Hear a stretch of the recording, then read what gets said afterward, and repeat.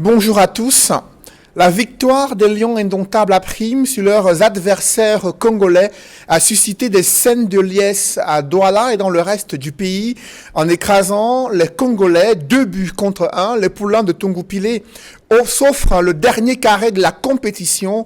Leur performance n'a pas fait oublier la controverse autour de la vente des billets de ce match et les problèmes autour des tests Covid réalisés sur les joueurs congolais, alors que le directeur du tournoi déclarait une vente record de tickets d'accès au stade selon les normes prescrites. 2 Camerounais ont été arrêtés hier samedi sur les emprises du stade Japoma. Ils étaient en possession de plusieurs dizaines de billets revendus à prix d'or aux supporters ayant eu du mal à trouver les tickets d'accès au stade Japoma. Au-delà de ces points d'ombre, le président de la République du Cameroun a tweeté ce matin pour commenter la victoire des Lions à prime. Paul Biya félicite la belle démonstration de la force d'une équipe unie. Il exhorte les Lions à prime à maintenir le fighting spirit. Après Douala, ces Lions indomptables se rendent au pied du char des dieux pour arracher leur ticket de qualification pour la finale du CHAN 2021. Limbe abrite ces matchs décisifs dans un contexte sécuritaire préoccupant et un climat sociopolitique tendu. Des violences meurtrières continuent d'être enregistrées dans plusieurs localités des régions anglophones. Malgré l'organisation du grand dialogue national, le massacre de Ngarbou, celui de Kumba et autres tueries sont la preuve que la guerre est loin d'être terminée. C'est du moins le constat que fait le président de la conférence épiscopale nationale du Cameroun lors de la rencontre avec le secrétaire d'État du Vatican en visite officielle au pays. Monseigneur Abraham Comé lui a fait savoir que l'offre de médiation de l'Église catholique a été rejetée. La demande des évêques du Cameroun de rencontrer le président de la République est jusqu'ici restée lettre morte. Pourtant, ces dignitaires religieux aimeraient discuter avec le président de la République et envisager des pistes de sortie de la crise anglophone. Pourquoi les interventions de l'Église catholique sur la vie publique au Cameroun sont perçues comme une ingérence? Le chef de l'État sera-t-il sensible au message de paix que lui adresse le pape François à travers son émissaire Pietro Cardinal Parolin? En coprésidant une messe ce dimanche à Bamenda, le secrétaire d'État du Vatican est-il en train de confirmer le positionnement de l'Église catholique du pape François comme médiateur probable dans la crise anglophone? Le Cameroun, lui, n'a pas fini de porter le deuil de ses 53 concitoyens morts calcinés à la suite d'un grave accident de la route suivi d'un violent incendie impliquant une camionnette transportant de l'essence et un bus gros porteur. L'encadrement des voyages de nuit suffirait-il à réduire le nombre d'accidents survenus ces dernières semaines, notamment sur la falaise de Tchang? À l'analyse des causes profondes de l'hécatombe survenue sur cette falaise, quelles sont les problématiques urgentes à résoudre pour éviter de tels drames? Ces préoccupations sont aussi pertinentes dans le domaine de la santé, où le pays enregistre une explosion des cas de Covid-19 et une deuxième vague d'épidémies plus meurtrières. Que font les autorités pour contenir cette épidémie et accélérer les préparatifs d'une campagne de vaccination? Ces questions brûlantes de l'actualité constituent le statut de droit de réponse. Mesdames, Messieurs, bienvenue dans cette émission où le choc des idées fait jaillir la lumière. Et pour cette nouvelle édition de droit de réponse, je reçois sur ce plateau Pierre-Emmanuel Bignam. Pierre-Emmanuel, bonjour. Bonjour Cédric, bonjour à tous mes co-panélistes. Bonjour à tous les prisonniers politiques du MRC. Je joins ma voix à celle du mouvement pour la renaissance du Cameroun pour une fois de plus adresser nos condoléances aux familles des victimes de l'accident de Tchang ce drame qui a frappé notre pays il y a quelques jours. Et nous sommes en train de connaître une page sombre de l'histoire de notre pays. Nous allons de catastrophe en catastrophe, de drame en drame, de sinistre en sinistre. Et nous ne savons pas où est-ce que, quel horizon cela va prendre et quand est-ce que cela va finalement s'arrêter. Voilà pourquoi nous, au MRC, continuons à crier à la justice, à crier, à dénoncer et à inviter le pouvoir de Yaoundé à se rendre compte que il est temps d'arrêter l'hémorragie parce que le sang coule tellement dans notre pays et sur tous les fronts. Vous êtes cadre militant du mouvement pour la renaissance du Cameroun. Merci d'être avec nous ce dimanche. Et en face de vous, c'est un militant du Rassemblement démocratique du peuple camerounais, le parti au pouvoir, Martin Zan. Martin, bonjour. Bonjour Cédric, je suis d'ailleurs très content d'être ici, c'est ma première fois de participer à cette émission Droit de réponse. Je profite donc de cette occasion pour dire bonjour aux populations de Ngouantet, dans l'arrondissement de Kolmetet, et une fidèle téléspectatrice qui m'a demandé de vous transmettre ses salutations. Il s'agit de Carole Josepha Elamba. Merci d'être avec nous, Martin. Et sur le plateau de droit de réponse, il est parti de Bafoussam. Il a certainement arpenté la falaise de Tchan ces dernières semaines. Nous en parlerons avec lui. C'est le maire adjoint à Bafoussam premier, cadre militant du SDF, Maître Lavoisier de Sapi. Bonjour. Bonjour Cédric, bonjour aux copanélistes. Je voudrais dire un bonjour spécial à deux chefs de l'Ouest. D'abord, Sa Majesté Fouamene Ngano Pascal, qui est le chef supérieur Balessin. C'est mon village. Mais très spécialement, je voudrais adresser un bonjour à Sa Majesté Sokujou Jean Rameau. Sokujou Jean Rameau, roi de Bamenjou, qui est l'un des derniers monarques qui se bat pour que la chefferie traditionnelle à l'Ouest garde ses lettres de noblesse, qui se bat pour que la chefferie traditionnelle Bamleke soit ce qu'elle a toujours été, c'est-à-dire une chefferie noble qui encadre les populations. Je voudrais enfin dire bonjour à mes camarades qui sont à ce moment réunis au comité exécutif régional du SDF à l'Ouest. Je souhaite qu'ils prennent les résolutions qui vont permettre au SDF de l'Ouest de renaître de ses cendres et de redevenir le parti porte-flambeau qu'il a toujours été. Enfin, je voudrais également m'incliner sur la mémoire de mes frères qui sont décédés sur la falaise de Foreké. C'est un incident regrettable qui aurait pu être évité, nous en reparlerons. Mais nous voulons prier Dieu que leurs âmes reposent en paix. Après vous, sur le plateau de droit de réponse, il est éditorialiste au quotidien La Nouvelle Expression, consultant sur droit de réponse, Edmond Kamdia. Bonjour Edmond. Bonjour Cédric Loufélé, je salue les copanélistes. Je salue tous les millions de téléspectateurs fidèles de cette émission en renouvelant mes amitiés, ma sincère affection. Et j'ai une pensée pour tous nos frères et sœurs de la diaspora qui vivent des moments difficiles en ce moment, notamment ceux d'Europe, à cause des mesures qui visent à reconfiner davantage encore dans certains pays, dont la France. Mais j'ai également un mot pour nos frères et sœurs de la diaspora qui sont également au pays et qui ne peuvent pas se déplacer pour certains pays en Europe, y compris la France, qui a, à partir d'aujourd'hui, interdit l'accès, n'est-ce pas, aux personnes qui viendraient hors d'Europe dans leur territoire. C'est un moment difficile et je souhaite beaucoup de courage aux uns et aux autres. On va poursuivre cette émission avec vous, Maître Lavoisier de Sapi. 53 Camerounais morts calcinés à la suite d'un grave accident survenu sur la falaise de Tchan. Accident suivi d'un violent incendie impliquant à la fois une camionnette transportant de l'essence et un bus gros porteur de l'agence Menois Voyage. Comment avez-vous réagi à la suite de cette tragédie? J'ai écrasé une larme.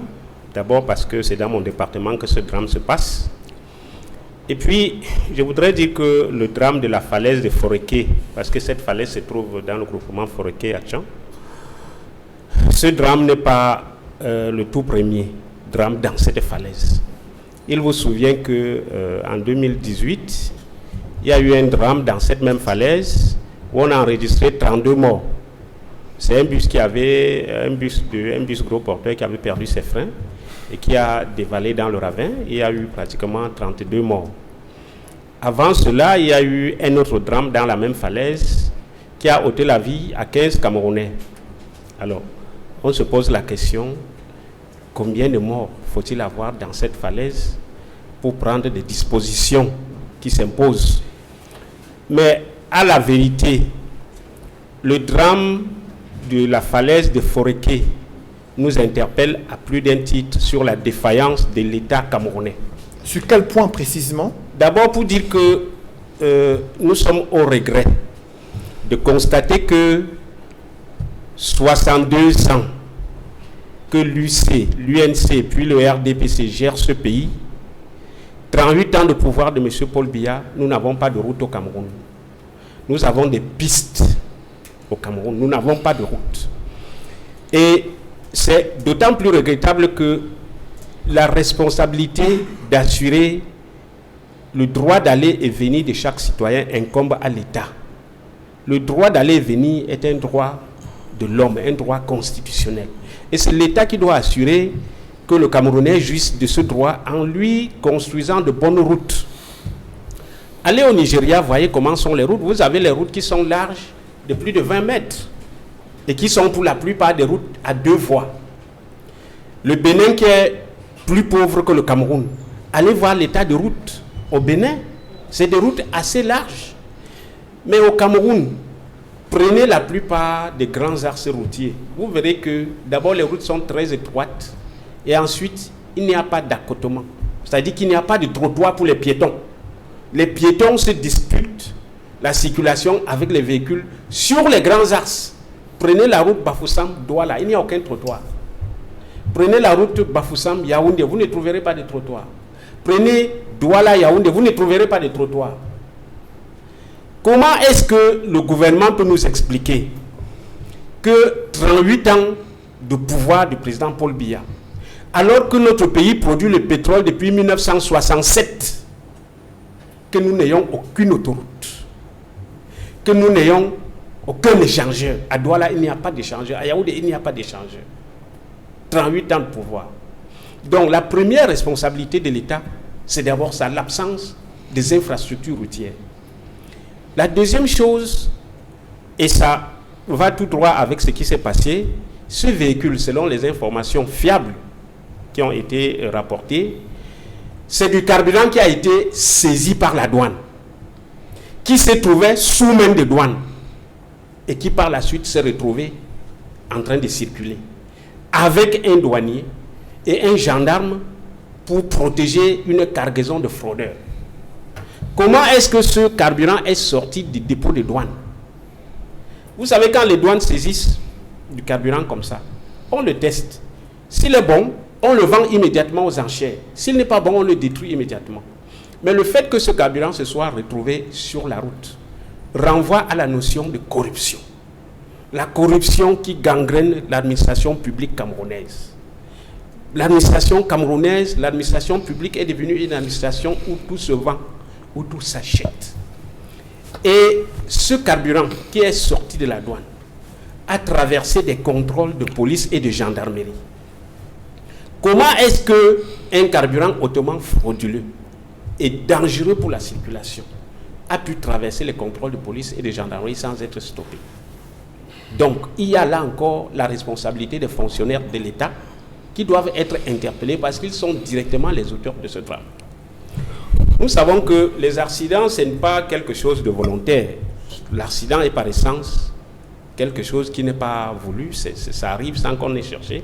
Mais nous savons également qu'il y a les défaillances humaines. Les défaillances humaines sont pour la plupart responsables des accidents de circulation que nous connaissons. Et ce véhicule qui a perdu ses freins dans cette falaise était un véhicule qui n'était pas en bon état. Donc il faut interpeller également les contrôles techniques des véhicules. Les agences de contrôle technique des véhicules n'ont pas fait leur travail. Et quand on revient à la responsabilité de l'État, je ne comprends pas pourquoi est-ce que sur des axes aussi dangereux, parce que quand vous voyez la falaise de Foléké, c'est 10 km où on serpente, on n'en pas fini. Pourquoi n'avoir pas fait un viaduc qui permet de traverser cette falaise sans qu'on serpente? Parce que quand vous serpentez sur 10 km en descendant, ce n'est pas serpenter qui va empêcher que les gens ne commettent des accidents. Et surtout que les routes qui serpentent sont assez étroites. Donc moi je pense que l'État a une très lourde responsabilité dans cet accident. Et la dernière des choses que je voudrais dire, c'est que c'est très sérieux, c'est que le gouverneur de l'Ouest a annoncé que beaucoup de corps ne seront pas restitués. Parce que faute d'identification. Quand vous avez un corps qui est entièrement calciné, il ne reste que les os. Mais là, il faut faire appel au test ADN. Et je suis désolé parce que dans notre pays, on va vous dire qu'on a construit les hôpitaux généraux, on a fait ceci. J'ai eu un cas personnel où j'ai perdu un neveu qui est mort par empoisonnement. On a fait l'autopsie à l'hôpital départemental de Tchang. On a prélevé du riz et du sang, du riz dans ses estomacs et son sang. Il fallait expertiser ça pour déterminer la nature du poison qui a tué mon neveu. L'hôpital départemental de Tchang ne pouvait pas le faire. On m'a renvoyé au centre Pasteur. Au centre Pasteur, on m'a indiqué qu'au Cameroun, il n'y a pas un laboratoire pour faire l'expertise toxicologique. J'ai eu cette information au centre Pasteur de Yaoundé, que dans notre pays, il n'y a pas un laboratoire toxicologique pour examiner un sang empoisonné. J'étais surpris. D'ailleurs, ils m'ont demandé de saisir le ministre de la Santé, de le supplier, de leur faire payer ce genre d'appareil. Donc, comment est-ce que, dans notre pays, 60 ans après les indépendances, 38 ans de gestion du président Paul Biya, on soit incapable de faire les tests ADN au Cameroun? Justement, des préoccupations, qui se posent autour de ce drame. Mais il faut noter que la douane n'a pas réagi officiellement sur l'implication présumée de l'un de ses membres dans le cadre de ce drame. Mais Martin Zang, j'aimerais également avoir votre regard sur les causes profondes de ce grave accident suivi d'un violent incendie survenu sur la falaise de Tchang. Oui, je vais tout de même saluer la mémoire de M. Dufeu, commissaire spécial Etienne Lenoir et Balé Bindoumou, qui était commissaire spécial à Tchang, dans la ville de Tchang. Voilà, la situation, elle est un peu compliquée parce que nous devons la voir sur plusieurs angles. Monsieur, tout à l'heure, a beaucoup incriminé l'État, mais il faudrait qu'il comprenne une chose. Avant d'accuser l'État, et vous devez comprendre que le personnel que recrute l'État sont vos enfants, des malappris, des bandits, des corrupteurs que vous formez dans vos familles. Et lorsque l'État a besoin du capital humain, a besoin du personnel pour servir celui-ci, l'État va recruter dans vos familles. Et le drame de Tchang va survenir. L'État recrute au sein des écoles. Lorsque l'État lance un concours, c'est pour le peuple camerounais. Ce sont ces enfants qui sont formés dans des familles. Ils sont formés pour voler, pour corrompre. C'est comme pour dire, ce sont des malappris et qui entrent à la fonction publique et se retrouvent là et gangrènent la situation. Le chef de l'État est clair. À chaque adresse du chef de l'État, il dit, je lutte contre la corruption et les prévaricateurs. Il le dit à chaque adresse à la nation. Pour ce qui est arrivé à Tchang, nous devons d'abord voir qu'est-ce que le carburant fait entre les mains en même temps du douanier et du gendarme. C'est une situation que l'on doit condamner parce qu'il faudrait qu'on nous dise à qui la compétence, aux douaniers ou aux gendarmes. Alors, il se retrouve dans un véhicule en train de conduire ce carburant notamment. Mais on se pose une autre question. Avant que ces gens n'intègrent l'armée du Cameroun, la gendarmerie, il s'agit de l'armée, les paramilitaires dont la douane, avant qu'ils n'intègrent, ils sont formés dans des familles.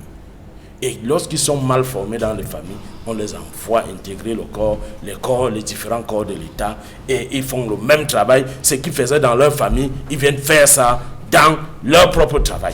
C'est ça, Tchang, d'une part. D'autre part, bon, moi je ne voudrais pas m'immiscer dans ce genre de choses, ceux qui parlent de sacrifice humain. Moi je ne veux pas parler de ça, mais il faudrait tout de même se dire qu'on en parle parce que en réalité ce qui se produit, ce qui se matérialise dans la journée, c'est ce qui s'est passé dans la nuit. Donc, d'autre part, de sacrifices humains, je ne voudrais pas... Non, restons sur des faits rationnels qui peuvent permettre de comprendre les problèmes liés, les origines de ce type d'accident. Vous avez insisté sur la camionnette transportant de l'essence Et le problème qui se pose également, qui a été évoqué ici par Maître Tsapi, c'est la qualité des infrastructures routières, qui sont des pistes essentiellement construites au Cameroun et qui exposent à un risque élevé d'accidents sur parce nos que routes. M. Tchapi ne comprend pas, il devrait lire la nomenclature routière du Cameroun. Les routes, n'est-ce pas, régionales, les routes départementales et les routes pour desservir les arrondissements. L'État fait beaucoup. Et lorsque vous accusez seulement l'État, vous ne voyez pas que vous ne payez pas les impôts. Vous croyez que l'État prend cet argent pour construire les routes? Lorsque vous ne payez pas vos impôts, on veut élargir l'assiette fiscale. Tout le monde crie. Et lorsque vous criez, vous croyez que l'État prend l'argent où? L'État a une planche à biais pour fabriquer de l'argent toutes les nuits et venir engager les travaux dans la journée. Cela ne se peut pas. Payons donc nos impôts. Si toutes les sociétés qui sont, n'est-ce pas, cachées dans des quartiers et autres, et ceux qui font, n'est-ce pas, des manigances pour ne pas payer les impôts, et lorsque ceux-ci sont redressés, ils font encore des manigances de corruption. Voilà les chantiers que le chef d'État, sur lesquels le chef d'État a décidé de mener sa lutte, de mener, n'est-ce pas, le combat, à savoir la corruption et les prévarications. Il faudrait qu'on paye nos impôts parce que c'est avec l'argent des impôts qu'on construit les routes. Et si la falaise de Tchang est à ce niveau, la même falaise au niveau de Maroua avait été agrandie. Nous devons donc être patients. Voilà un problème qui s'est posé. Le chef de l'État donnera encore des instructions. Ou alors le ministre Nganou Djoumessi, qui est ministre des Travaux publics, prendra, n'est-ce pas, ses responsabilités et va, n'est-ce pas, engager la responsabilité de l'État afin d'agrandir, n'est-ce pas, cette voie sur la falaise. Après vous, Martin, j'aimerais avoir la réaction de Pierre-Emmanuel. Est-ce que ce problème d'infrastructure routière est lié à l'incivisme fiscal qui serait à l'origine du manque de moyens financiers pour lancer les grands travaux routiers au Cameroun? Quel regard portez-vous sur les causes profondes de ce grave accident? Bon, Cédric, je ne sais pas en réalité de quoi M. Zan parlait. Lui seul se reconnaît dans son registre. Parce que l'État n'a même jamais dit qu'il manque l'argent pour construire des routes. D'ailleurs que nous sommes dans le mandat des grandes opportunités et étant sorti du mandat des grandes réalisations. Donc, on est passé de l'étape des grandes réalisations aux grandes opportunités aujourd'hui. Alors, son président national du parti, le président Paul Biya, a rassuré les Camerounais lors de son élection de 2011 qu'il va réaliser des grands travaux, parmi lesquels il a annoncé ses réseaux routiers. Alors, on a lancé le chantier de l'autoroute Douala-Yaoundé depuis 6 ans, aujourd'hui bientôt 7 ans, en 2014. Et 7 ans après, on a 40 km. Ça veut dire qu'on fait en moyenne 8 à 9 km par an. Et donc, pour finir cette autoroute, je pense qu'en l'état actuel, il finira après 2035. Donc, comme pour dire que je suis d'accord avec Maître Tchapi qu'il se pose un problème criard des infrastructures routières au Cameroun. Les axes routiers principaux ou les axes nationaux, comme celui de Douala, Bafoussam, Douala Yaoundé, Bafoussam, Douala Bafoussam passant par Tchang ou bien passant Tchou ou bien directement par Bafang. Tout le monde connaît l'état dans lequel cette route se trouve aujourd'hui. Le gouverneur passe par cette route, les ministres passent par cette route, le ministre actuel, Nganou Djoumessi des Travaux publics, lui-même passe par cette route.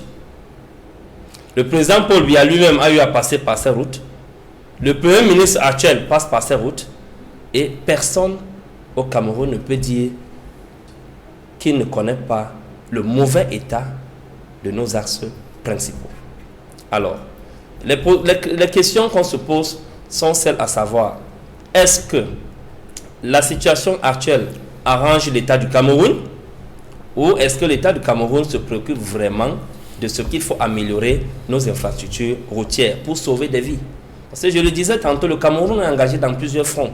Quand on fait le rapport de morts qu'il y a sur les axes routiers du Cameroun depuis 1982 que le président Paul Biya a cédé au pouvoir, je vous assure que si on fait cet audit-là avec un cabinet ou des cabinets indépendants, pas des cabinets corrompus de l'État du Cameroun, on verra que le nombre de décès qu'il y a là-bas dépasse ce que nous avons enregistré dans les guerres que nous connaissons actuellement, que ce soit la guerre du Boko Haram ou la crise anglophone.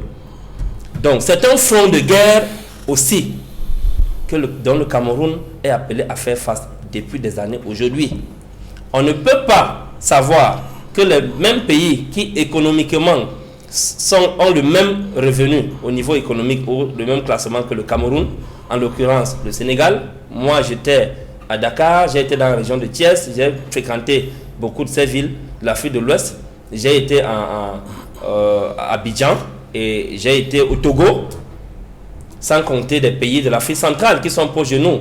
Je parle du Gabon à côté, je parle de la Guinée équatoriale, ont des meilleurs réseaux routiers que le Cameroun. Dans ces pays, il y a des autoroutes, il y a des routes de près de 20 à 25 mètres de largeur par voie, avec des passages piétons écloutés et avec un système de signalisation qui est nickel. Je ne parle pas du Nigeria, on dira que c'est la première puissance économique d'Afrique. Je parle des pays qui ont le même niveau de revenus économiquement que le Cameroun et ceux dont le Cameroun est même devant. Donc, il y a un problème de manque de volonté politique de résoudre ce problème. Pire encore, l'une des choses qui nous amène à nous indigner sur la situation, le drame de Tchang, vous avez vu les Lions indomptables après jouer hier. On n'a pas observé ce que tout le monde attendait. Dans d'autres pays, les joueurs devaient porter le noir. Je dis le noir. Un bandeau noir sur leur maillot, sur leur bras, au-dessus des maillots, pour marquer leur solidarité à tous ceux qui ont perdu la vie à Tchang. 53 personnes, selon les rapports d'avant-hier et d'hier, il y a d'autres décès qui sont en train de s'ajouter parmi les personnes qui sont internées à l'hôpital. Donc ils approchent déjà 60. Et l'État du Cameroun lui-même devait intervenir au premier chef pour pousser la CAF et la FIFA à observer des minutes de silence pour les matchs qui ont suivi cet événement-là, ce drame-là. Mais qu'est-ce qu'on observe? Il n'y a rien eu de cela. Ça veut dire que, est-ce qu'au Cameroun aujourd'hui, on a banalisé la vie humaine au point où nous perdons 53 de nos compatriotes de façon tragique, sans que cela ne fasse l'objet d'une indignation collective nationale, qui va même attirer une indignation internationale? Parce que c'est nous qui donnons le ton. Si l'État du Cameroun fait semblant de ne pas officialiser, de ne pas s'indigner à la face du monde entier de 53 de ses compatriotes qui sont tombés sous le prétexte qu'on est en train d'abriter le championnat africain de football, ça veut dire qu'il y a un problème. Est-ce qu'on est obligé d'étouffer les problèmes, les souffrances que nous subissons en interne pour avoir un meilleur visage à l'international? Je pense que non. Je pense que le Cameroun aurait gagné à s'indigner et à demander à la FIFA et à la CAF d'observer les minutes de silence par rapport à ce drame, de le rendre public, et c'est cela qui amènerait même la communauté nationale et internationale à féliciter le Cameroun de ce que, malgré les différentes crises sécuritaires dont nous faisons face, nous avons le courage d'abriter cette fête africaine de football. Donc cela m'amène à revenir sur certaines problématiques. La première problématique dont je me questionne ici, c'est que quand est-ce que tout cela va finir? Quand est-ce que tout cela va finir? Quand est-ce que le sang va cesser de couler? Quelles sont les mesures que l'État du Cameroun est en train de prendre? La falaise de Tchang, on a parlé tout à l'heure de cas frauduleux du carburant. Tout le monde sait, au sud de tous, que dans nos villes, on voit ici au niveau de la vallée de Bessenguer, on voit ce trafic qui se fait à l'entrée de la ville de Douala.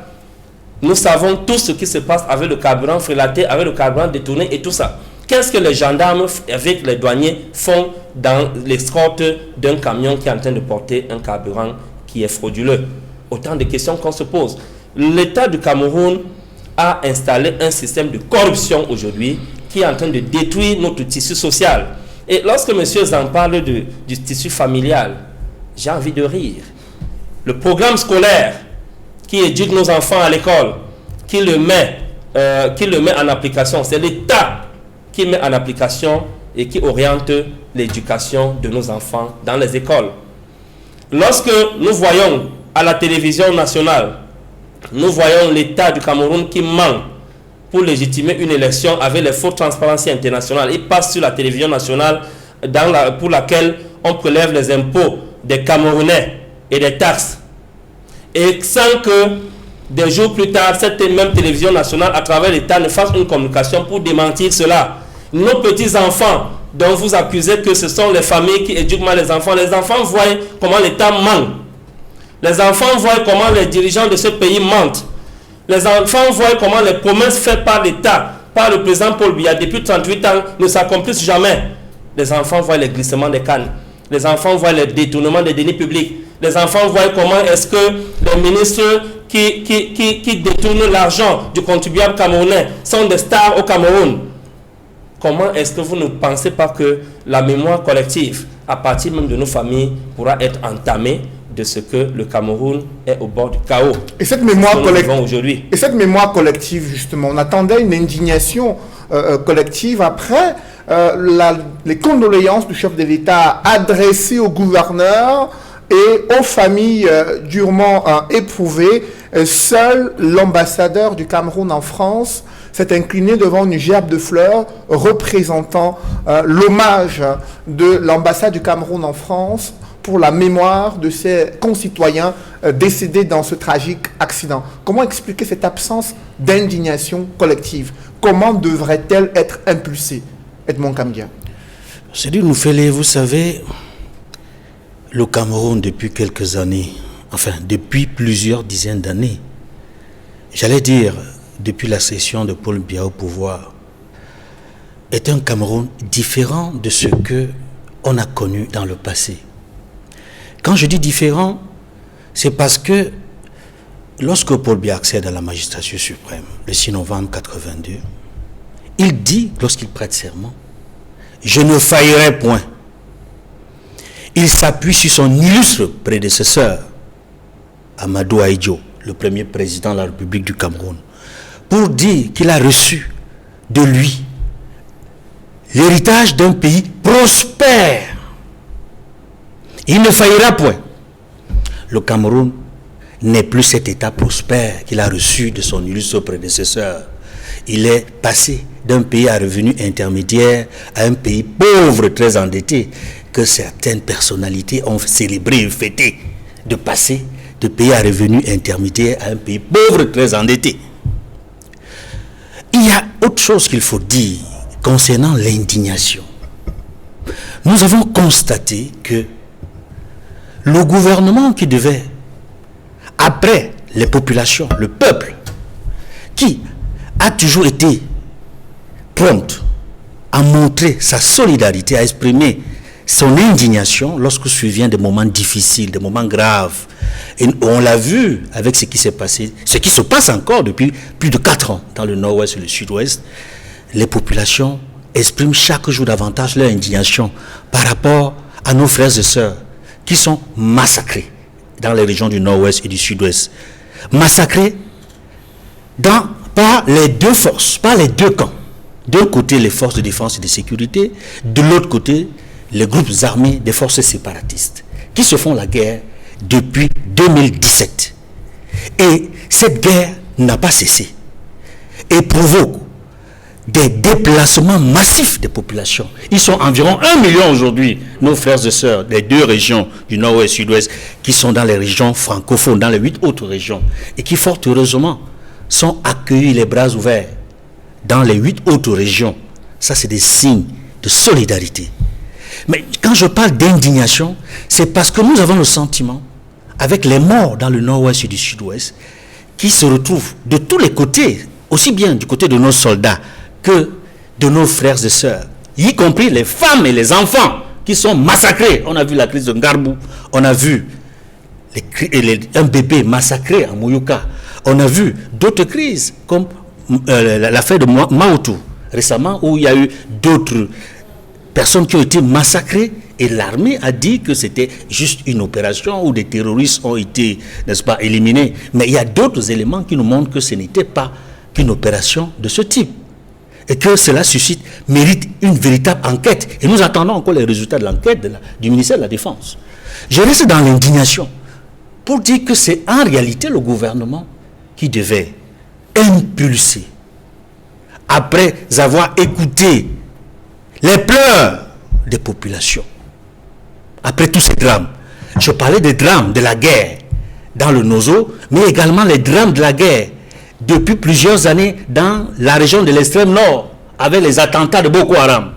La situation est aussi très grave aujourd'hui, qui est réelle à notre frontière avec la Centrafrique. Nous ne sommes plus en sécurité de ce côté-là, avec les événements qui surviennent depuis l'élection présidentielle en Centrafrique. Et il faut le dire également, pour rester sur le sujet.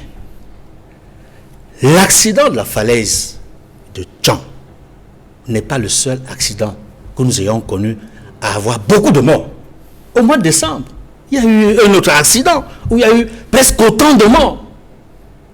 Mais on n'a pas senti de la part du gouvernement, au-delà, n'est-ce pas, des descentes sur le terrain de certaines autorités administratives pour faire le constat de la situation, on n'a pas véritablement senti de la part du gouvernement la volonté d'exprimer sa véritable indignation, au-delà même des condoléances, qui nous semblent étriquées et froides.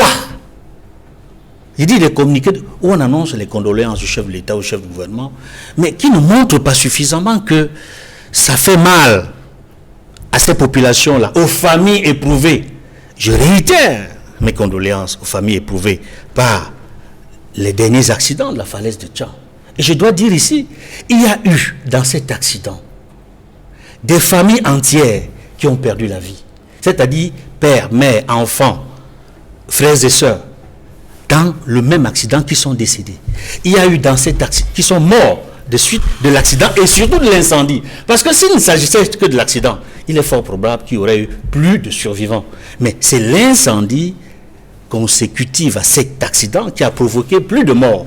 Je disais donc que je souhaite qu'il y ait une enquête, une véritable enquête, au-delà des déclarations qui ont été faites par les autorités sur ce qui s'est passé à Tchang, qu'il y ait une véritable enquête pour qu'on sache véritablement pourquoi est-ce qu'on a pu constater qu'un camion transportant du carburant de contrebande, accompagné par un gendarme et un douanier, ont pu traverser toutes les barrières de contrôle, de police, et passer par une route dangereuse, parce qu'ils auraient pu passer, peut-être par un long chemin, mais plus sécurisant par rapport à ce qu'ils transportaient, ils auraient pu passer par Bafoussam. Mais cela ne justifie pas que les barrières de police et de gendarmerie aient pu laisser passer une telle cargaison qui a provoqué mort d'hommes et plusieurs dizaines de personnes mortes incendiées. Donc, pour chuter, Cédric Noufélé, nous ressentons beaucoup de froideur dans les drames au Cameroun et dans des drames, que ce soit les tragédies liées aux causes naturelles ou des tragédies liées aux accidents, comme aux tragédies liées aux conflits, aux guerres. Nous ne ressentons pas que de la part du gouvernement ou de l'État de Cameroun, cette compassion, cette apathie, cette apathie-là, c'est-à-dire qu'une compassion véritable, sincère vis-à-vis des populations, et c'est dramatique, et il faut le dire, face à la communauté internationale qui nous suit, face à nos frères et sœurs qui sont éprouvés par ces drames, que ce n'est pas bien. Il faut changer cette façon de se comporter vis-à-vis d'un peuple qui souffre, qui est en douleur. Vous connaissez un peuple qui ne souffre pas? Vous connaissez la partie du monde entier où le peuple ne souffre pas? Vous croyez... Martin, vous allez réagir tout à l'heure. Il faut noter qu'après avoir adressé les condoléances du gouvernement de la République, le ministre des Transports est annoncé ce dimanche midi sur la falaise de Tchang. Jean-Ernest Massinanga-Lebibé doit s'entretenir avec les transporteurs dans la région de l'Ouest. Et dans son communiqué, il avait déjà indiqué que cet accident survenu sur la falaise met en exergue la problématique des voyages de nuit qu'il faudrait encadrer. Que pensez-vous de cette position du ministre des Transports, Maître Lavoisier de Sapi? Je pense que le ministre des Transports se trompe de cause de décès, des causes d'accidents dans nos villes, sur les routes de notre pays. On ne peut pas, un ministre de la République ne peut pas prendre sur lui la responsabilité de restreindre la circulation des personnes, laquelle circulation est réglementée par une loi. Il y a une loi sur la liberté d'aller et venir. Le ministre des Transports ne peut pas prendre une décision de restreindre cette liberté. Ce serait une décision qui viole la loi. Je pense qu'il faut plutôt réfléchir sur les causes réelles des accidents. On ne peut pas forcément éviter un accident de circulation. On peut ne pas... les accidents, il y en aura, même dans les pays où il y a des grandes routes, il y a toujours des accidents qui arrivent. Mais on peut les réduire à leur simple expression. C'est-à-dire que vraiment, quand il y a un accident, qu'on sente que ça a été le fait d'une cause inévitable. Mais pour le ministre, il y a des agences de transport interurbain qui affectionnent les voyages de nuit, notamment sur l'axe Douala-Bafoussam. Et pour lui, il y a nécessité d'encadrer, de réglementer pour éviter que de tels drames ne se produisent à l'avenir. Pensez-vous que c'est une stratégie qui pourrait s'avérer payante si elle est mise en œuvre? Non, pas du tout. Il n'y a pas que les cas de transport qui circulent la nuit. Il y a des cas de marchandises qui circulent la nuit. S'il faut interrompre la circulation de nuit, il faut l'interrompre pour tout le monde. Pourquoi viser seulement les agences de voyage? Et ensuite, on a vu que par le passé, il y a des agences qui ont connu des accidents de nuit. L'ancien ministre des Transports, Bello Boba Maïgari, avait pris une telle décision de suspendre les transports de nuit. Oui. Qu'est-ce que ça a donné? Ça n'a pas empêché à ce qu'au Cameroun, il y ait des accidents, même de jour. Le problème n'est pas qu'on circule la nuit ou qu'on circule le jour. Le problème, c'est est-ce que l'État prend suffisamment ses responsabilités? Parce que ce qui s'est passé, c'est que le ministre Ngale Bibé Massina, lui, il a l'habitude de suspendre les agences pour un temps, 1 mois, 2 mois. Après, on les réhabilite et les mêmes causes produisent les mêmes effets. Je pense que la solution, c'est d'abord de doter notre pays de bonnes routes. Doter notre pays de bonnes routes. Et ensuite, le gouvernement doit pouvoir engager une lutte sans merci contre la corruption dans les services publics. Les contrôles de police et de gendarmerie sur nos routes, il est de la palissade que c'est des passoires. C'est des passoires. Regardez, vous avez, comme le phénomène de moto-taxi est actuellement assez développé à l'ouest pour les transports dans les champs, vous avez des motos qui portent 7 personnes et qui vous portent 8 régimes de plantain.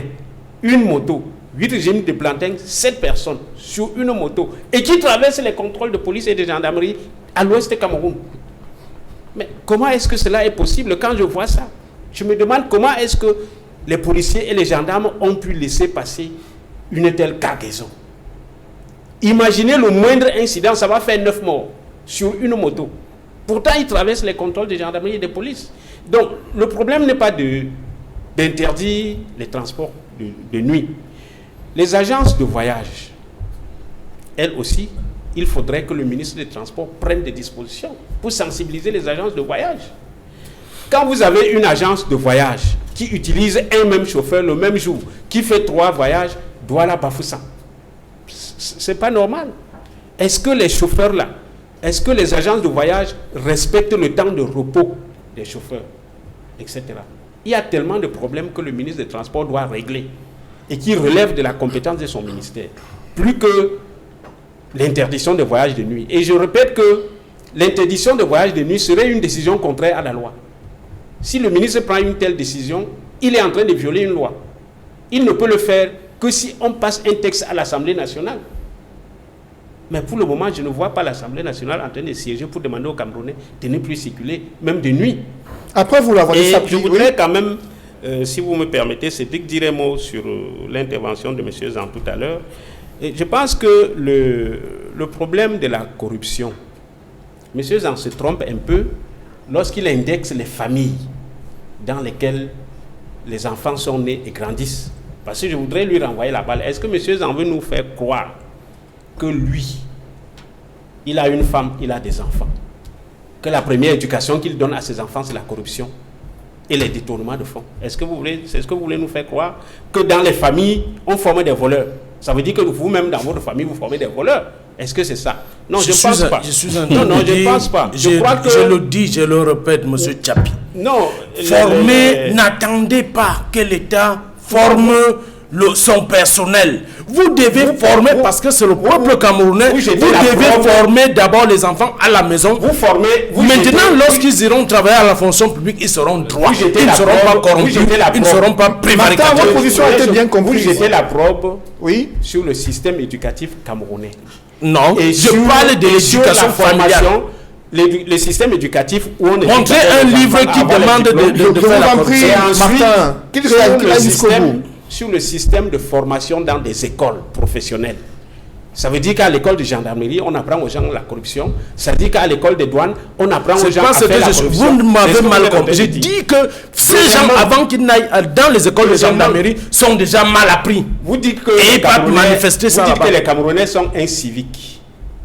Quand il a fallu construire le barrage de Memevele, le barrage de Mekin, le barrage de Lompanga, le port en eau profonde de Kribi, l'État a eu l'argent.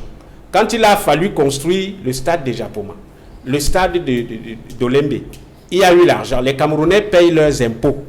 Je ne sais pas quel Camerounais vous indexez qui ne paye pas les impôts. Ils sont très nombreux. Le système fiscal au Cameroun est déclaratif. Il a la parole. Alors vous déclarez ça. Il a la parole. Vous pouvez réagir après. Oui, monsieur Cédric. Maître Sapi, allez-y. Je voudrais tout simplement dire que vous vous trompez gravement de cible.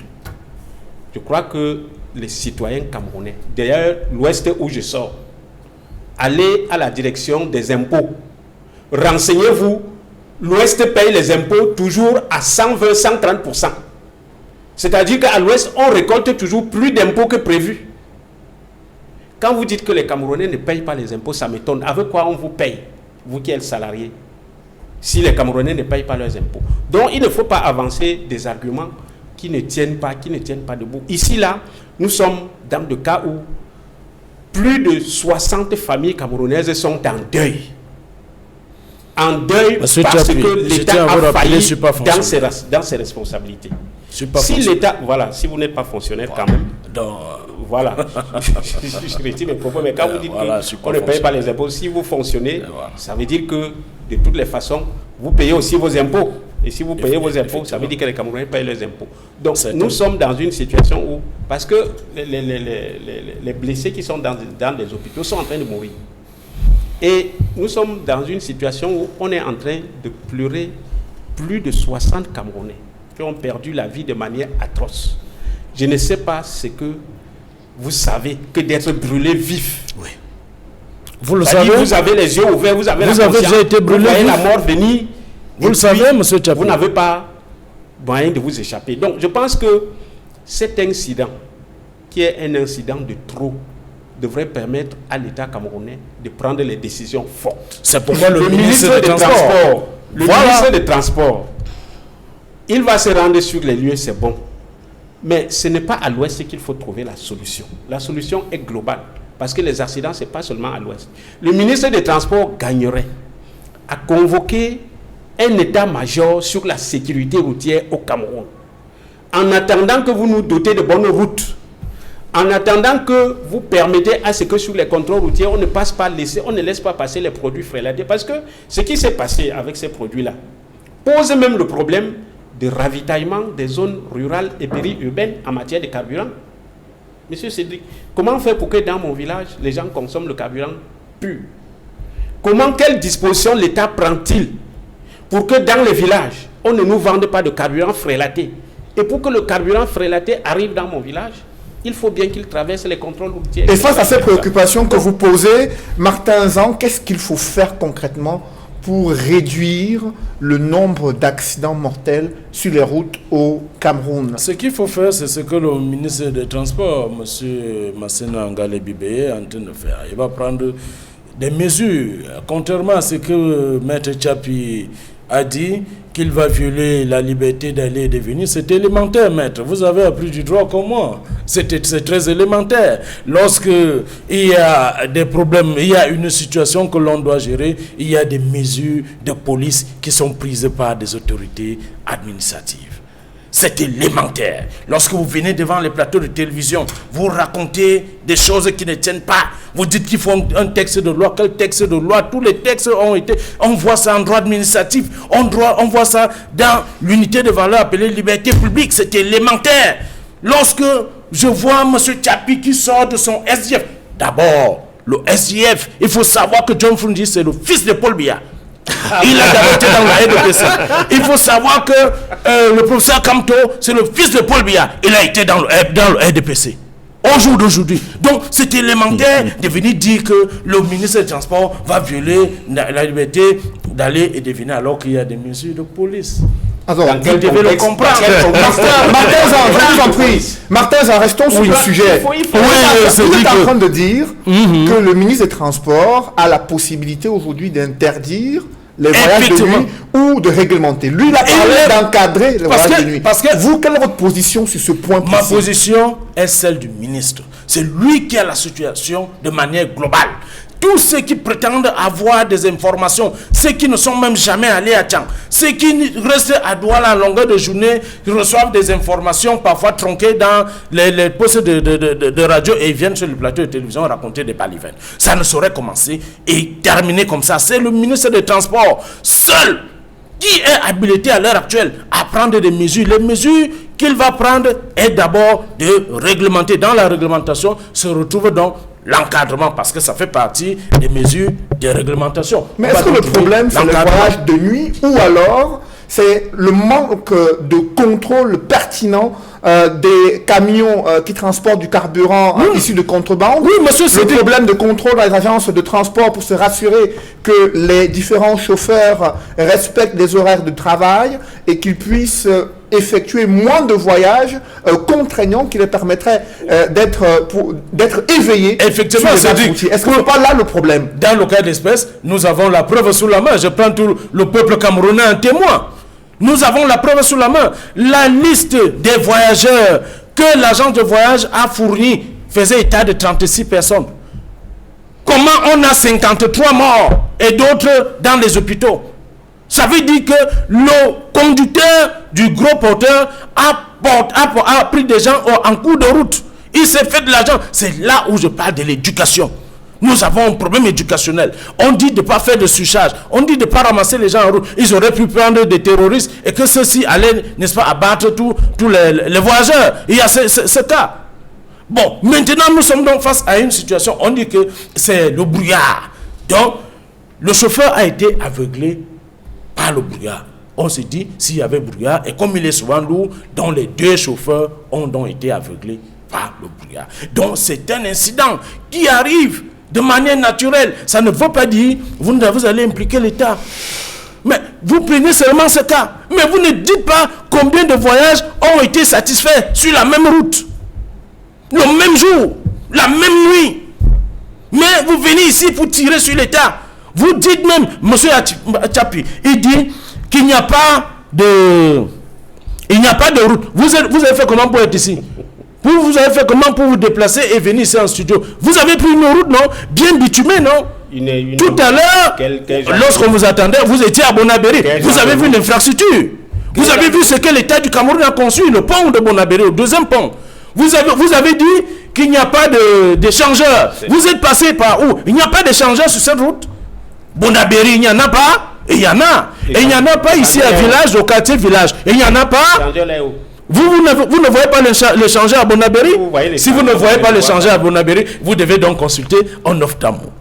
Après vous, Martin Zan, j'aimerais avoir la réaction de Pierre-Emmanuel Bignam sur les mesures à prendre pour éviter ce type d'accident sur nos axes routiers. C'est-à-dire, le RDPC a quelque chose pour laquelle ils ont excellé en 38 ans de gouvernance. C'est l'art d'être hors sujet. C'est une technique qu'ils ont toujours utilisée pour créer la diversion et égarer les Camerounais sur les véritables enjeux de l'heure. Et c'est le cas avec les propos de M. Zan sur ce plateau. Je veux que M. Zan revienne sur le sujet et qu'on le traite. Qu'est-ce que vous voulez? Vous voulez qu'on parle de quoi? Lorsque le ministre parle des voyages de nuit, parce que l'accident a eu lieu sur la route de l'Ouest, ce ministre sait pertinemment que dans la culture des populations de l'Ouest, du Nord-Ouest et du Sud-Ouest, les voyages de nuit font partie de leurs habitudes de vie. Est-ce que ce ministre pouvait dire la même chose, faire la même déclaration, s'il s'agissait d'un grumier qui aurait causé des morts sur une route de Bélabor, à l'Est? Voilà donc le tribalisme que vous exaltez. Est-ce qu'il aurait dit exaltez. la même chose? Vous faites l'apologie du tribalisme. Voilà le MRC. Permettez qu'il aille jusqu'au bout pour qu'on comprenne son point de vue. Voilà. D'accord. Oui, Pierre-Emmanuel, allez-y. Est-ce que le ministre aurait fait la même remarque? Il faut que le ministre de la République sache que il y a certaines positions et certaines déclarations qui peuvent amener les uns et les autres à se poser des questions et à transposer ça sur d'autres paradigmes. Il est très tôt pour M. Ngale Bibé aujourd'hui de faire un diagnostic qui soit objectif de la situation. D'où je suis d'accord avec l'idée de M. Edmond Kamgia qu'il faut impérativement une enquête indépendante qui va définir les causes profondes non seulement de ce drame de la phase de Tchang, mais qui va s'élargir sur tous les cas d'accident que nous avons enregistrés, au moins sur les 10 dernières années au Cameroun, et que ce rapport soit rendu public au peuple camerounais.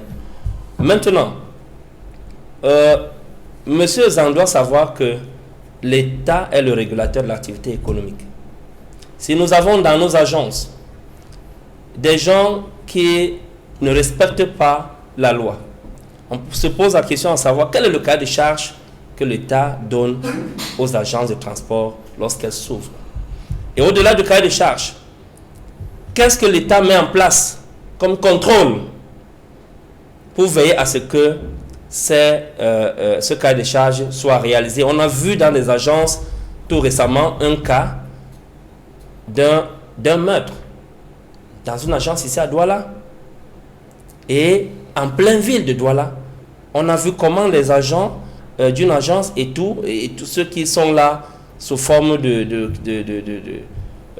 chargeurs se sont jetés sur un élément des forces de l'ordre et ils l'ont tué. Alors, qu'est-ce que l'État fait objectivement pour réguler le transport au Cameroun? Qu'est-ce que l'État fait? L'épineux problème de surcharge, qu'est-ce que l'État fait? On voit des petits passe-passe qu'ils font lorsqu'une agence est l'objet d'un accident comme celui-là, on la ferme 3 mois après, elle ouvre ou elle ouvre à nouveau sous un autre nom d'une autre société créée, et celle qui était avant est liquidée. Qu'est-ce que l'État est en train de faire dans le fond?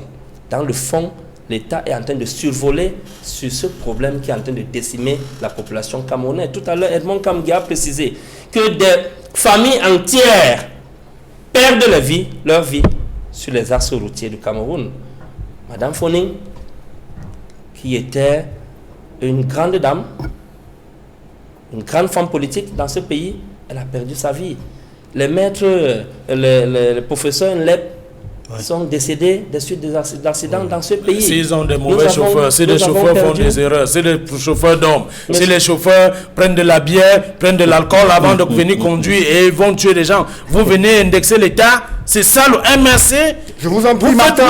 Depuis que vous avez pris la parole, vous avez d'abord fait l'apologie du tribalisme. Vous avez fait ça. Vous avez indexé le ministre Ngale Bibeye. Maintenant, vous venez nous dire comment, comme ils ont les personnalités du Cameroun ont fait des accidents, vous allez encore indexer l'État. C'est l'État, vous avez dîné avec l'État. Martin, je vous en prie, il a la parole. Ça se voit en droit administratif. Vous avez Emmanuel a la parole, Martin, je vous en prie. D'accord, Cédric. Pierre-Emmanuel, allez-y. Monsieur Zang, je vous écoute. Quand les villageois prennent la parole là où il y a des gens civilisés, il faut qu'ils prennent la peine d'apprendre comment on est civilisé et comment on vit avec les gens civilisés. On n'est pas ici toujours en train d'invectiver, toujours en train d'insulter. C'est votre propre. Lorsque vous n'avez pas d'argument, vous insultez. Je vous en prie, Martin, pour qu'on puisse comprendre les avis des gens, permettez-nous jusqu'au bout. Admettons même qu'un chauffeur soit sous, qui doit faire des contrôles systématiques qui nous amènent à faire des tests d'alcoolémie sur ces chauffeurs. Qui doit faire ces contrôles? C'est l'État. L'État est là pour ça. Est-ce qu'on fait les tests d'alcoolémie sur les axes principaux du Cameroun? On les fait. Les axes nationaux? On les fait. Pas de tests. Je dis on les fait, j'affirme, je le confirme ici sur le plateau d'Equinox TV. Vous affirmez que vous avez déjà été intercepté. Moi j'ai déjà. D'un véhicule vous-même. J'ai dit moi. Et que vous avez fait vous ne pouvez pas savoir, vous ne pouvez pas connaître ma vie privée. Je vous dis, Martin et Pierre-Emmanuel. Oui, Martin et Pierre-Emmanuel. On va avancer dans le débat, messieurs. Martin ne doit pas nous distraire. Nous sommes en train de dire que l'État du Cameroun n'est pas en train de prendre la pleine mesure de la situation ou fait semblant de ne pas comprendre la profondeur de la douleur que les Camerounais connaissent depuis 1982 sur nos axes routiers. Il y a des familles entières qui ont été décimées. Nous pensons que le ministre doit instruire une enquête qui soit indépendante sur tous les cas d'accidents similaires et que ce résultat d'enquête doit être communiqué au peuple camerounais qui a droit à la vérité et à ce que la justice soit rétablie. Maintenant, au-delà de ça, admettons que ce n'est pas du jour au lendemain que les infrastructures, nous allons avoir des infrastructures adaptées. Il faut que l'État mette sur pied une commission ad hoc qui nous permette de chaque année, comme nous sommes en 2021, le ministre des Transports devrait nous donner le cahier de charges du ministère des Transports et les urgences, les objectifs qui sont sur les axes routiers. Est-ce qu'il a un objectif de 0 mort cette année? On n'en sait rien.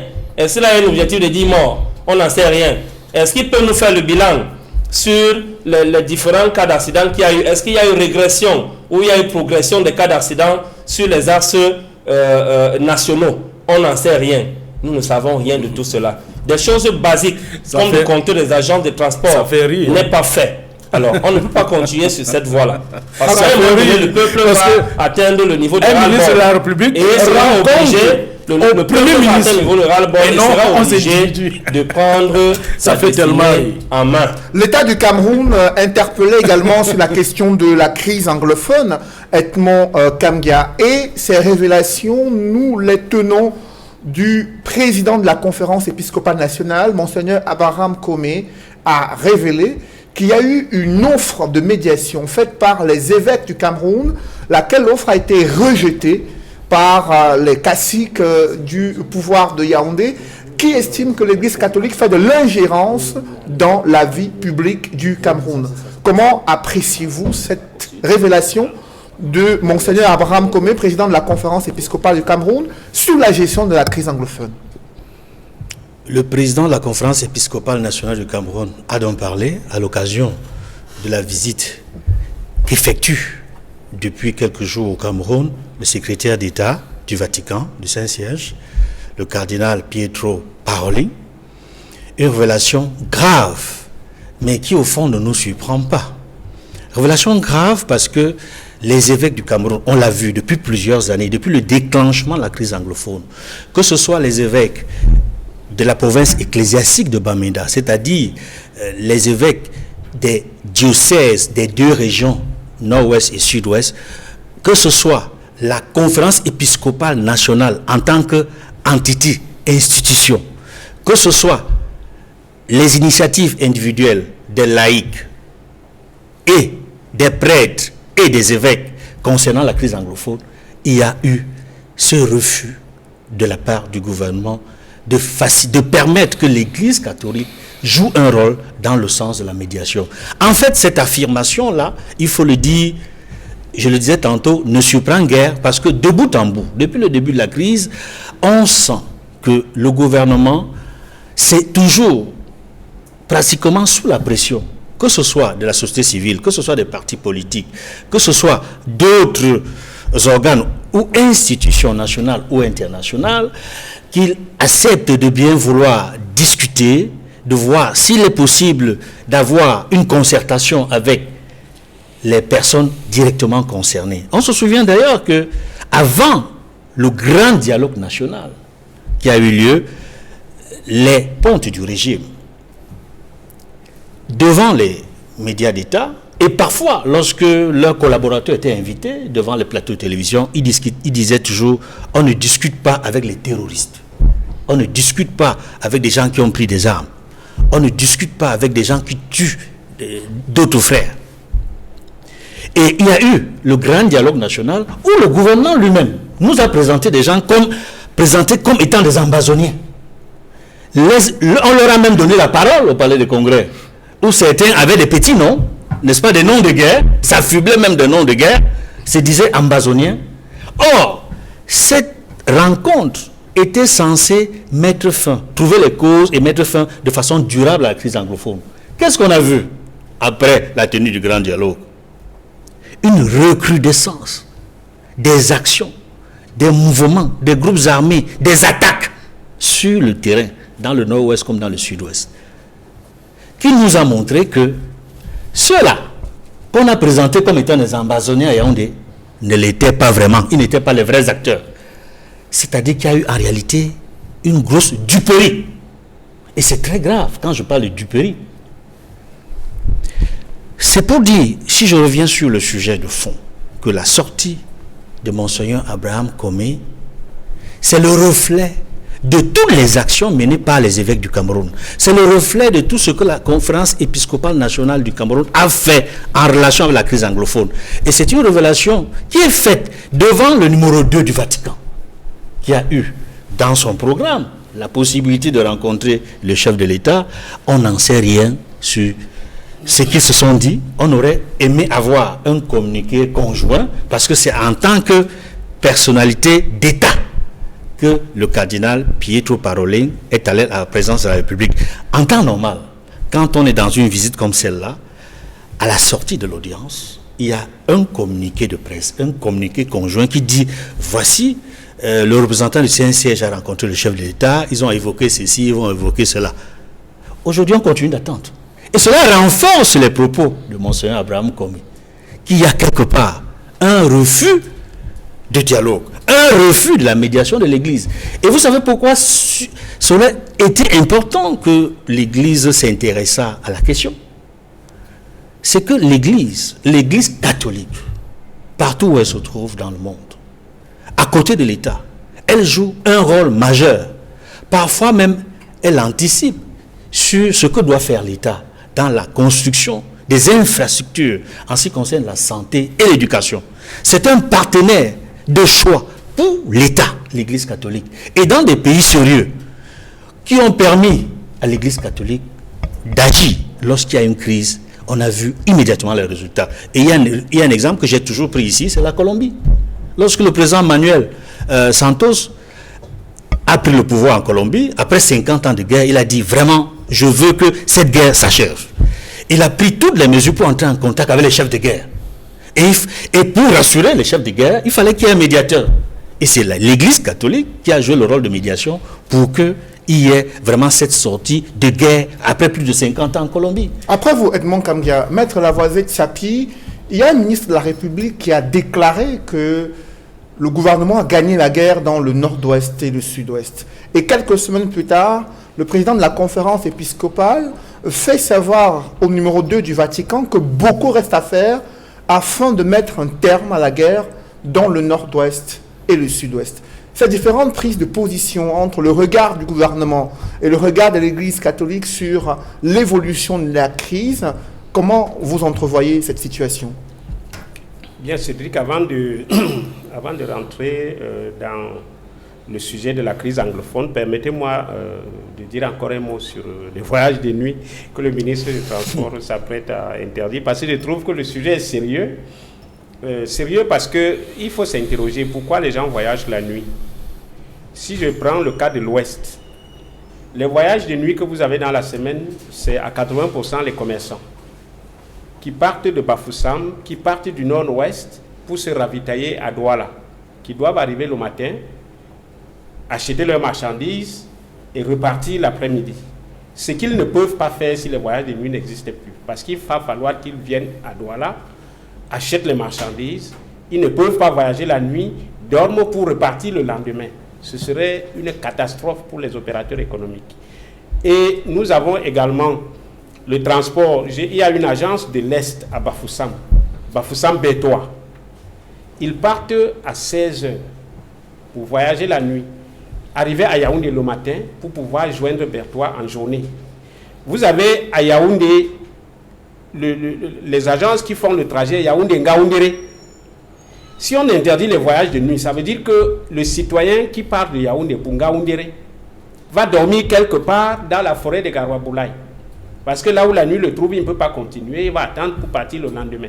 Ce serait une catastrophe pour la circulation routière au Cameroun. C'est pour ça que j'ai dit que le ministre des Transports doit suffisamment réfléchir. L'interdiction des voyages de nuit, est-ce que ça nuit à l'économie nationale? D'abord, prioritairement, avant de voir le mouvement des personnes. Donc, je pense que c'est une décision qui est assez grave. Et il faudra suffisamment y réfléchir parce que si on interdit les voyages de nuit, est-ce que c'est seulement dans la région de l'Ouest ou alors c'est sur l'ensemble du territoire? Il faudra réfléchir. Donc, je pense que c'est une décision assez grave qu'il ne faut pas prendre à la hâte. Maintenant, s'agissant du problème du NOZO, le constat fait par le président de la conférence épiscopale, Monseigneur Abraham Comé, a d'abord fait un constat. Le constat qu'il a fait, c'est celui de l'échec de toutes les initiatives gouvernementales pour régler cette crise.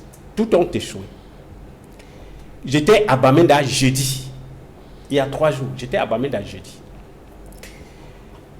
De Bouddha à Bamenda, c'est un calvaire sur la route.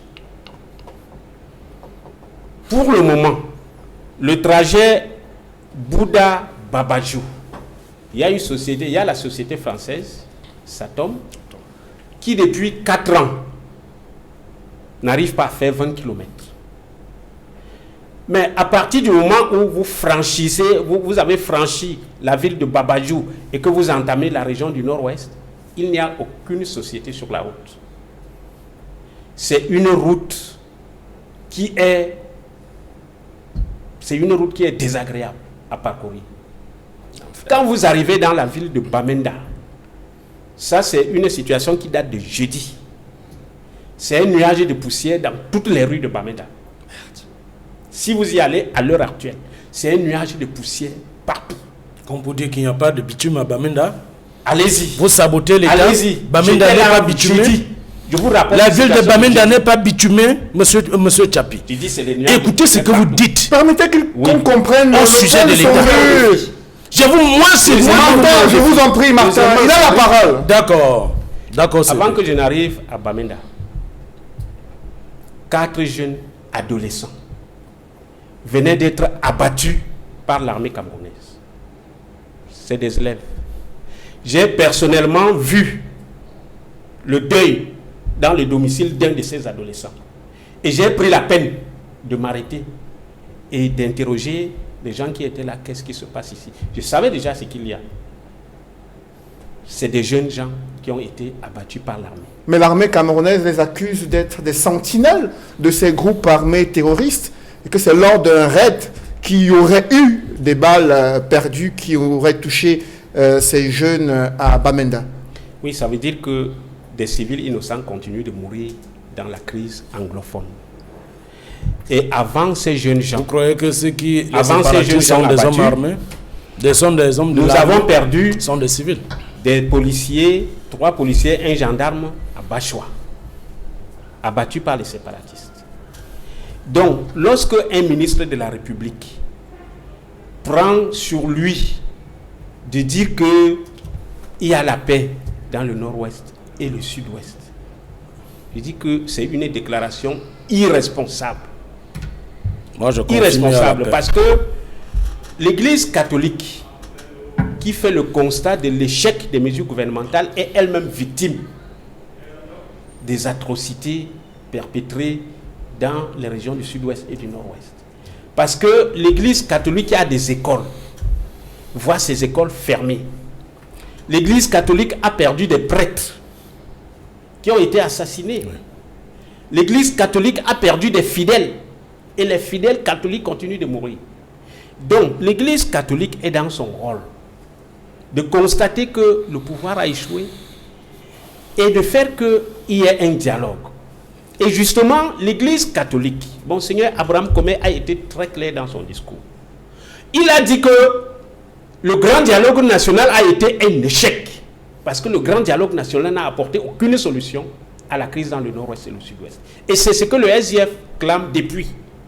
Monseigneur Abraham Comé a indiqué aux représentants du pape qu'il faut un nouveau dialogue inclusif. Il a bien insisté, dialogue inclusif. Il faut engager un dialogue pour que les morts, que ce soit du côté des forces de sécurité et de défense ou que ce soit du côté civil, c'est des morts de trop, c'est des morts inutiles.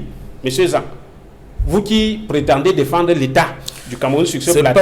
C'est pas le pape qui donne des injonctions au Cameroun. Le président Paul Biya a personnellement invité 2 fois le pape Jean-Paul II. Dans le cadre religieux et des relations internationales. A invité le pape.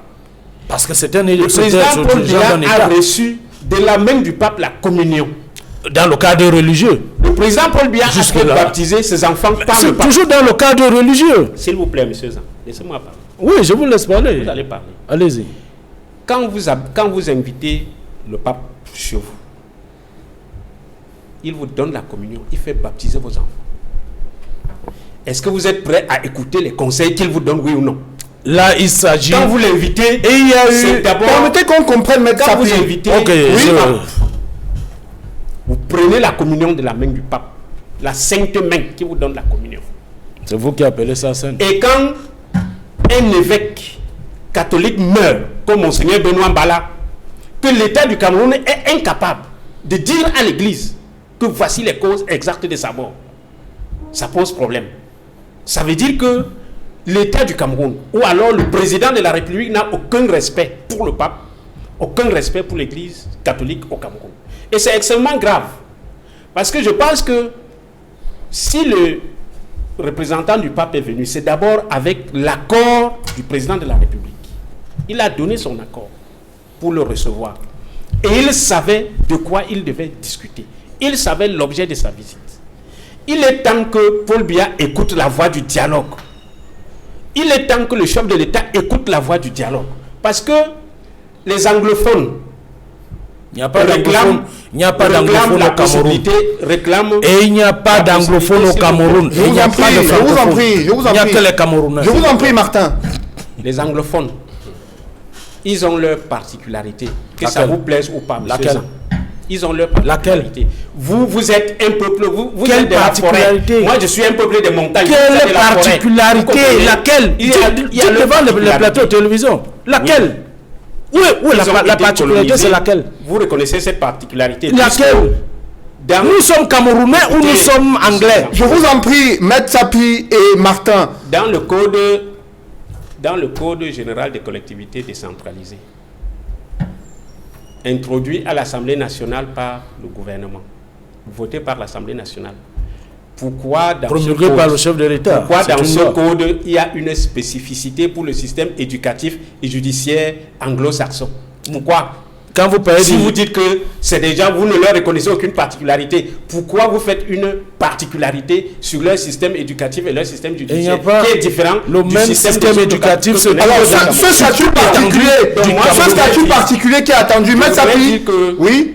Je voudrais dire que la visite du représentant du pape est un grand moment dans la discussion sur la résolution de la crise anglophone. Et concernant cette discussion, pour une fois, le président Paul Biya doit écouter le langage du dialogue et engager le dialogue avec les anglophones pour régler ce problème. Justement, Martin Zan, Oui, il y a c'est cette plainte des évêques camerounais. Pourquoi le chef de l'État n'a-t-il pas reçu la conférence épiscopale pour discuter des modalités de médiation qui pourraient être menées par l'Église catholique afin de mettre un terme à cette crise dans le nord-ouest et le sud-ouest? Pourquoi il y a cette réticence à pouvoir rencontrer ces leaders religieux pour poser ces problèmes?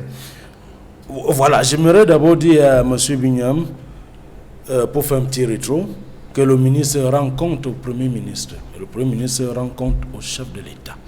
Le ministre ne rend pas compte aux individus. Et lorsque l'État veut donc communiquer avec la population, l'État a ce qu'on appelle ses canaux. Nous avons la télévision publique, la radio publique, la presse publique, la CATV et la presse publique qu'on produit à Soupé Cameroun. Voilà. Et aussi, il y a l'accès aux presses privées. On donne l'accès aux presses privées. Voilà comment ça se passe. Ce n'est pas le bénitariat, ce n'est pas le haricotariat, ce n'est pas le bouillitariat. Vraiment. Il y a une procédure. L'État a une procédure. Bon, s'agissant donc du fait que le chef d'État ne reçoive pas, n'est-ce pas, la conférence épiscopale, il faudrait d'abord que l'on passe par la définition de l'État. L'État est un ensemble constitué, d'un gouvernement, 2 peuples, et 3, nous avons un territoire.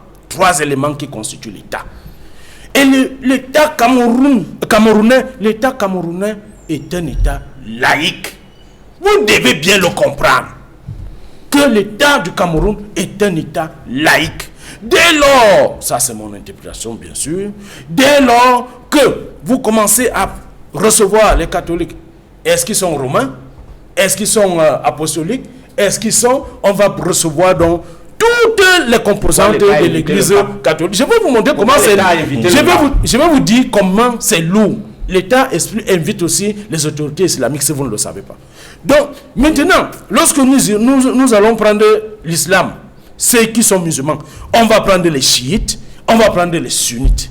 Après, on va prendre les témoins de Jéhovah. Après les témoins de Jéhovah, on va prendre tous les animistes qui sont dans toutes les 10 régions du Cameroun. Vous voyez comment c'est lourd. Maintenant, nous allons prendre ceux qui sont dans les églises de réveil. Vous connaissez combien de composantes de l'église de réveil? Dès lors que le chef de l'État reçoit au même niveau que l'église catholique. Monsieur Tchapi, écoutez-moi bien. Il a la parole. C'est pas possible. C'est même élémentaire. J'en ai oublié. Un droit d'initiative. Un droit d'initiative. Il a la parole. Et en droit d'initiative, il y a eu séparation de la religion dans l'église catholique et l'État. Ça s'est passé en France à titre de droit comparé. Vous devez le savoir si vous êtes avocat. C'est élémentaire. C'est un truc que vous devez, quelque chose que vous devez dire aux gens parce que vous avez fait le cours. Mais Martin, dans le cadre de la crise anglophone, il y a eu une initiative qui a été mise en place. Je vous en prie, messieurs. Il y a eu une initiative qui a été mise en place par le cardinal Christian Toumi. Dans cette initiative, il y avait des leaders religieux issus du monde de la communauté musulmane, des leaders de l'église presbytérienne et baptiste, du moins les principales congrégations religieuses du nord-ouest et du sud-ouest qui se sont mises ensemble pour mettre sur pied la conférence générale anglophone et souhaitaient rencontrer le président de la République pour pouvoir discuter avec lui. Pourquoi malgré cette mosaïque de leaders religieux issus de ces 2 régions, pourquoi malgré ça le chef de l'État ne les a pas reçus? Nous avons porté le chef de l'État, son Excellence Paul Biya, au pouvoir. C'est pas pour recevoir une certaine catégorie de la population. Le chef de l'État reçoit toute la population. Donc on ne saurait choisir, cardinal Christian Toumi, qui aujourd'hui capitule, ne peut pas choisir des leaders religieux, dire que voici les leaders pour imposer ou pour proposer à un chef de l'État. C'est le chef de l'État, il est là pour tous les Camerounais. Voilà pourquoi ça a été rejeté. Le chef de l'État, Paul Biya, ne reçoit pas une catégorie, mais reçoit toute la population. Voilà. Ainsi dit, voilà. De l'opposition. S'il vous plaît, vous pouvez me laisser parler. Vous allez me faire perdre le fil des idées. Le chef de l'État n'a reçu personne. S'agissant du cardinal Christian Toumi, qui a longtemps invectivé l'État, qui a indexé le chef de l'État, qui a parlé de tout le monde et qui a dit qu'il peut, n'est-ce pas, être intermédiaire, qui peut arranger. Donc il connaissait même où se trouvent les terroristes et il savait où les trouver. Et de temps en temps, il partait les rejoindre et il disait qu'on l'a capturé. Bon, lui-même a capitulé. Vous avez suivi l'interview à la CATV. Il a capitulé.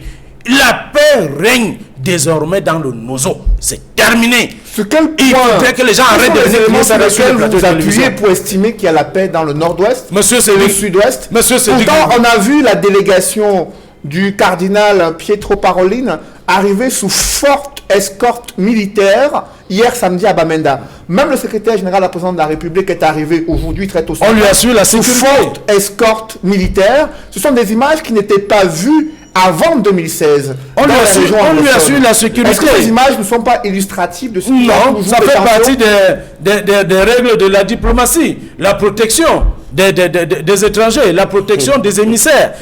On protège tout le monde. S'il y a eu une forte délégation de l'armée dans le Nozo hier, c'est pas peut-être pour montrer qu'il y a guerre. D'abord, vous êtes une grande chaîne de télévision que j'aime et que j'aime, n'est-ce pas, j'initie même mon fils, je demande à mon fils d'écouter. Vous devriez déjà avoir l'information. Prenez 2 semaines en arrière, vous allez nous dire, vous aurez pu dire que bon, il y a eu ceci à tel endroit, ceci à tel endroit. Vous êtes plus informés que nous autres. Donc, si vous n'avez pas cette information, vous convenez donc avec moi que la paix règne. Et si, n'est-ce pas, l'émissaire a été conduit, ce sont des mesures de sécurité. Le chef de l'État protège tous ses émissaires. Le chef de l'État, et c'est dans le cadre des relations diplomatiques. Il faut savoir que c'est une relation d'État à État. Le Vatican, c'est un État. Sécurité contre qui? Alors, permettez-moi, et comme le Vatican c'est un État, le Vatican a envoyé son émissaire dans un autre État appelé État du Cameroun. Alors le fait que le chef de l'État accepte que le numéro 2 du Vatican se rende à Bamenda, est-ce que cela témoigne de ce que le chef de l'État est prêt à accepter la médiation de l'Église catholique dans la résolution de la crise? Le chef de l'État est même plutôt, d'après mon interprétation, c'est pas celle du chef de l'État, mais M. Cédric Noufelé, le chef de l'État est plutôt en train de lui dire, je vous avais dit, il n'y a rien, allez vérifier vous-même, allez vérifier par vous-même. Hein? C'est ce que le chef d'État dit. Allez vérifier par vous-même, vous reviendrez me dire. Mais les gens meurent là où il n'y a rien. Ce que je vous ai dit, qu'il n'y a rien. Alors après vous, Martin, j'aimerais avoir la réaction de Pierre-Emmanuel Bignam. Cette attitude du gouvernement camerounais et du président de la République qui, selon les évêques, refuse d'entendre le son de cloche venant de ces leaders religieux camerounais qui disent avoir une maîtrise de la situation sur le terrain et qui souhaitent échanger avec la plus haute autorité du pays sur les voies de sortie d'une crise. Depuis près de 4 ans, ils n'ont pas été reçus malgré les propositions de bon office pour une médiation. Et ce n'est que maintenant que le chef de l'État reçoit le numéro 2 du Vatican pour discuter d'un message de paix envoyé par le pape François et d'une éventualité d'une négociation sous l'égide de l'Église catholique. Comment appréciez-vous cette situation ? Cédric, je suis d'abord très mal à l'aise sur ce plateau d'entendre M. Zandi que la paix règne désormais dans le nord-ouest et le sud-ouest du Cameroun. Des millions de Camerounais nous suivent en ce moment et la communauté internationale aussi,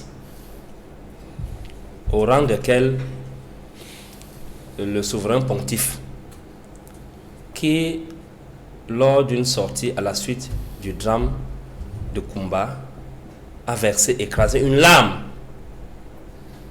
sur les enfants qui ont été sauvagement assassinés et a interpellé le gouvernement camerounais et la communauté internationale à conjuguer des efforts pour mettre un terme à cette sale guerre. Alors, face à une telle indignation, et que quelqu'un se permet de dire à Mondiovision que la paix règne désormais au nord-ouest, j'aimerais qu'on le porte ici maintenant, qu'on le mette au carrefour Batibo et qu'il le dise. Il va confirmer le code, comme on dit généralement au quartier. Mais comme j'aimerais qu'il reste en vie, je pense que s'il est logique avec lui-même, s'il est sérieux, il devra se corriger avant de quitter ce plateau. Alors, revenons sur l'Église catholique. Quand vous voyez, pour ceux qui connaissent le nord-ouest et le sud-ouest, quand vous arrivez à Sichon, par exemple, vous voyez l'infrastructure de santé, l'hôpital que l'Église catholique a construit là-bas. Je vais vous rappeler que Sichon, c'est un centre de cardiologie. Les gens partent de partout en Afrique centrale et même du Congo RDC pour venir se faire opérer les cœurs ici au Cameroun, à Sichon. C'est un endroit que je connais très bien. Et les populations du nord-ouest et du sud-ouest ont un très grand respect, non seulement pour l'Église catholique, mais pour l'Église de Dieu. Alors qu'ils partent prendre, ils enlèvent des élèves dans les écoles catholiques. Et c'est ça le respect pour ceux-là. C'est ça le respect? Enlever les élèves dans le cadre des résolutions de conflits. En Afrique particulièrement, l'Église catholique a des références. La conférence épiscopale de 2017 qui a eu lieu à Kinshasa, au Congo, c'est à la suite de cette conférence que l'État congolais, le gouvernement congolais et l'opposition, sous l'égide de l'Église catholique, a mis sur pied le calendrier qui les a conduits à l'élection présidentielle qui a empêché Kabila à se présenter à nouveau comme candidat. Et à la suite de ça, quand Kabila a voulu remettre en cause les conclusions de cette conférence, on a vu l'Église catholique soutenir les manifestations des opposants pour amener Kabila à respecter le deal qu'il a fait avec l'opposition, afin de garantir une paix sociale au Congo RDC. Nous avons vu ce que l'Église catholique et toute la communauté des chrétiens en Afrique du Sud ont mené comme lutte pour mettre un terme à l'apartheid aux côtés de l'ANC. Nous avons vu comment est-ce que Monseigneur Desmond Tutu a été l'une des figures de proue pour la conférence de vérité, réconciliation et paix de la post-apartheid. Et ce qui a conduit le peuple sud-africain aujourd'hui à vivre des moments de paix jusqu'à ce jour. Nous avons vu le rôle de l'Église catholique au Rwanda. Nous avons vu comment les chrétiens se sont indignés et se sont mobilisés. Ils sont intervenus pour mettre un terme aux violences aux violences à la crise post-électorale au Kenya. On a vu comment est-ce que l'Église catholique avec l'Église chrétienne en général se sont mobilisés pour amener le peuple à arrêter les exactions qui se commettaient déjà.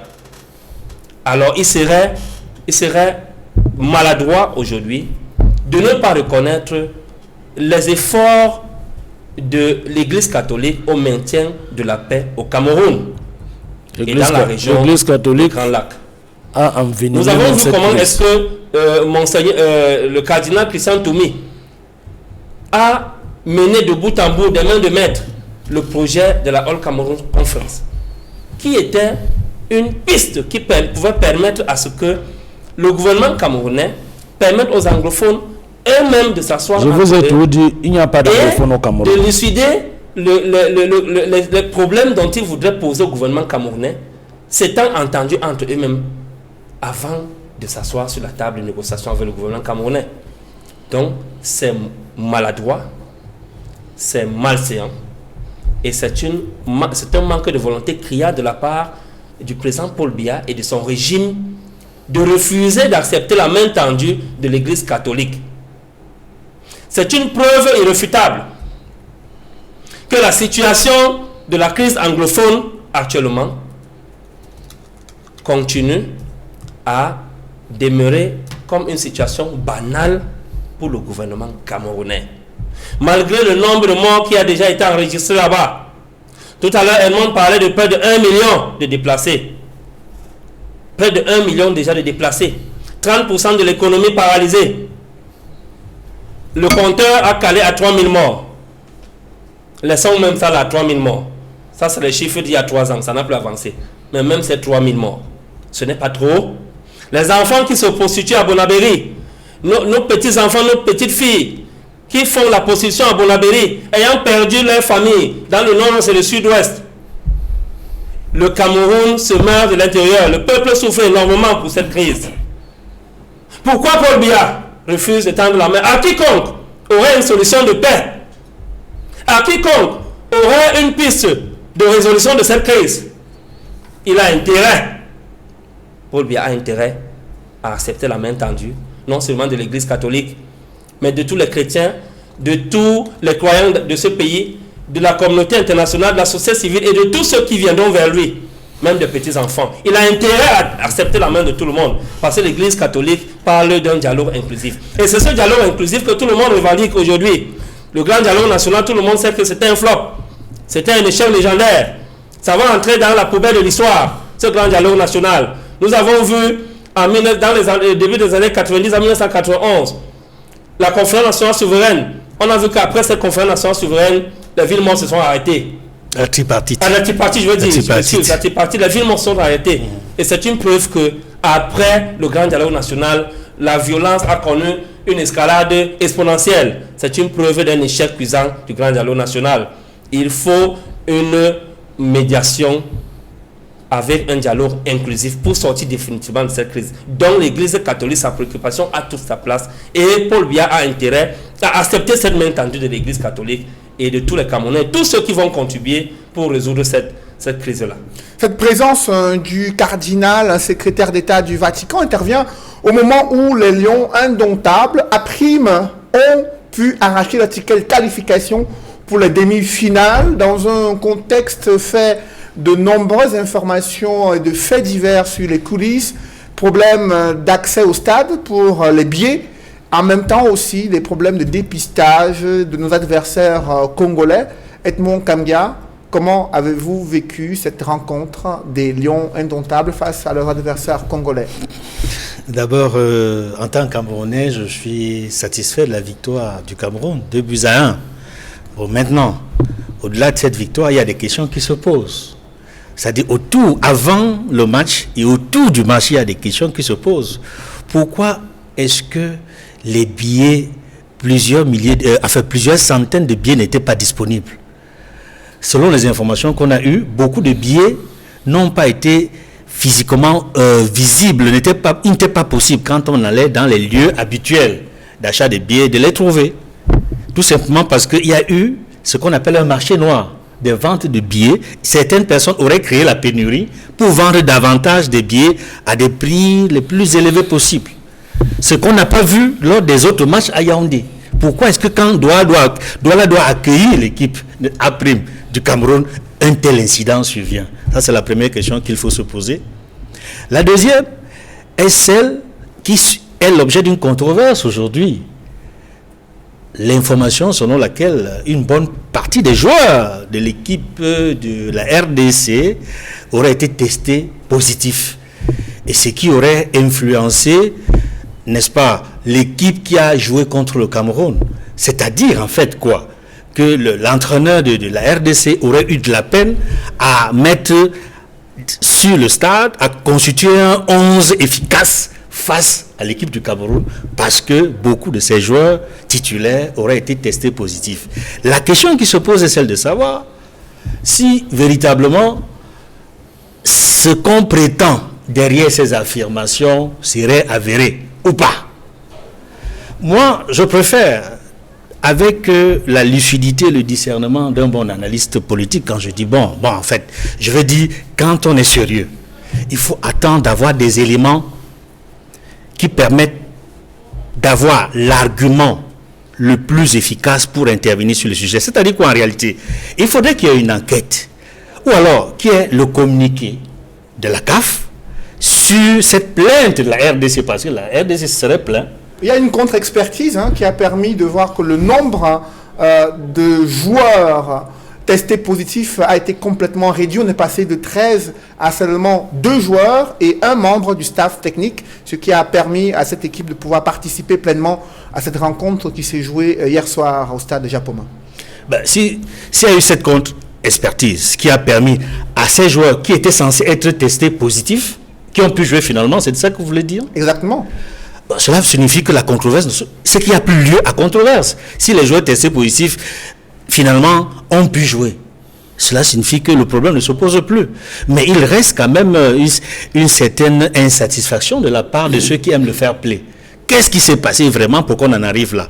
Ben moi, je pense simplement que aujourd'hui, l'essentiel, c'est que dans chaque compartiment, que ce soit côté Cameroun, côté RDC, l'essentiel, c'est qu'il y ait eu le fair play. Et que grâce à ce fair play-là, on puisse avancer. Maintenant, pour la suite, le Cameroun est qualifié pour la demi-finale. Il faudrait que tout ce qui a pu se dire avant, qu'on puisse tourner la page et qu'on puisse améliorer. Parce qu'au niveau de l'organisation, il y a tant de choses à dire. Il y a tellement des insatisfactions qu'il faudrait qu'on améliore les choses d'ici la finale. Je souhaite tout simplement bon vent à l'équipe du Cameroun. Et les Lions indomptables qui connaîtront leur adversaire à l'issue des rencontres prévues ce dimanche. Ils vont jouer la demi-finale à Limbe, au pied du char des dieux. Mais à côté de ce char, il y a une autre préoccupation, Maître Lavoisier de Sapi. C'est celle de l'explosion des cas de Covid-19 depuis quelques semaines au Cameroun. Le ministre de la Santé publique insiste dans ses tweets sur le respect des mesures barrières, mais à l'observation dans les rues des principales villes du pays, cela est très loin d'être respecté, alors que la France décide aujourd'hui de fermer ses frontières à tout ressortissant non européen. Comment appréciez-vous la gestion de la crise sanitaire au Cameroun? Je crois que le Covid-19 est pris avec beaucoup de légèreté au Cameroun par le gouvernement. Dans l'opinion populaire, les Camerounais se disent que le Covid n'existe pas, que c'est une technique pour avoir l'argent de l'OMS. Mais je pense quand même que ce mal existe. Et si le gouvernement se contente des communiqués du ministre, je pense que cela n'est pas normal. Il faut évaluer la situation. Et d'ailleurs, même au plus fort de cette crise, nous avions indiqué que quand le ministre indique qu'il y a une explosion des cas de Covid, il faut circonscrire et indiquer à la population que l'explosion c'est dans tel endroit, tel endroit, tel endroit. Le ministre ne le dit jamais. Comment allons-nous savoir que le Covid-19 explose plus à Douala, ou explose plus à Yaoundé, ou explose plus à Bafoussam, ou explose plus à... Il faut le savoir. Quel est l'intérêt? Pour permettre à ce que les populations elles-mêmes prennent leurs dispositions. Si on sait qu'il y a une explosion à Bafoussam, spontanément, je suis sûr que vous verrez tout le monde porter le masque. Si à Bafoussam, on sent qu'il y a ça. Mais si on ne sait pas, personne ne prendrait la responsabilité de suivre les mesures barrières. Et en plus, quand on a vu comment les autres cas de Covid ont été gérés au Cameroun, il y a des questions de s'interroger. Ça a été plus une manière de détourner les fonds publics. L'honorable Nietzsche l'a dénoncé. Le gouvernement n'a ouvert aucune enquête jusqu'à présent. On a les résultats d'aucune enquête pour vérifier si le Covid-19 entre mars et septembre a été plus une manière de détourner de l'argent ou pas. Puisqu'on a dénoncé la gestion de ça. On ne nous a pas dit. Et ensuite, est-ce que les hôpitaux du Cameroun ont reçu l'équipement adéquat pour parer à une éventuelle inflation?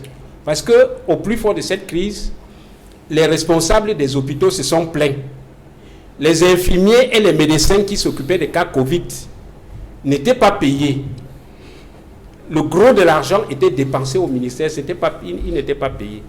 Et ensuite, le plateau technique des hôpitaux, l'oxygène, les masques à gaz, ça manquait. Est-ce que les hôpitaux sont prêts à accueillir d'éventuels?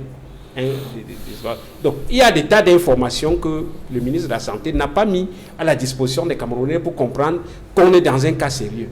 À partir du moment où le ministre de la Santé publique ne donne pas ces clarifications, à partir du moment où le gouvernement ne réagit pas pour dire que nous mettons en confinement tel quartier à Douala ou tel quartier à Yaoundé, où ces cas sont censés avoir explosé, les Camerounais ne prendront pas ce que le ministre de la Santé dit au sérieux. Et je pense qu'à partir de ce moment-là, ce qu'il faut dire, c'est que la crise actuelle du Covid-19 est très mal gérée par le gouvernement. Et actuellement, il y a une circulation à travers le monde des variantes de ce virus qui semble être plus meurtrière que ce qui a été observé durant la première vague de cette épidémie. Au Cameroun, le ministre a indiqué qu'il n'y a pas encore de variante britannique. Selon les analyses faites sur certains cas de Covid entre la fin de l'année 2020 et le début de l'année 2021, mais des médecins restent inquiets sur la gestion de cette crise, Martin Zan. Il y a beaucoup de critiques sur l'absence d'une réelle coordination autour de la riposte sanitaire. Et en ce moment-ci, de nombreux pays ferment leurs frontières, procèdent à des confinements partiels selon les foyers d'épidémie. Mais que fait-on au Cameroun concrètement? La situation n'est pas alarmante au Cameroun.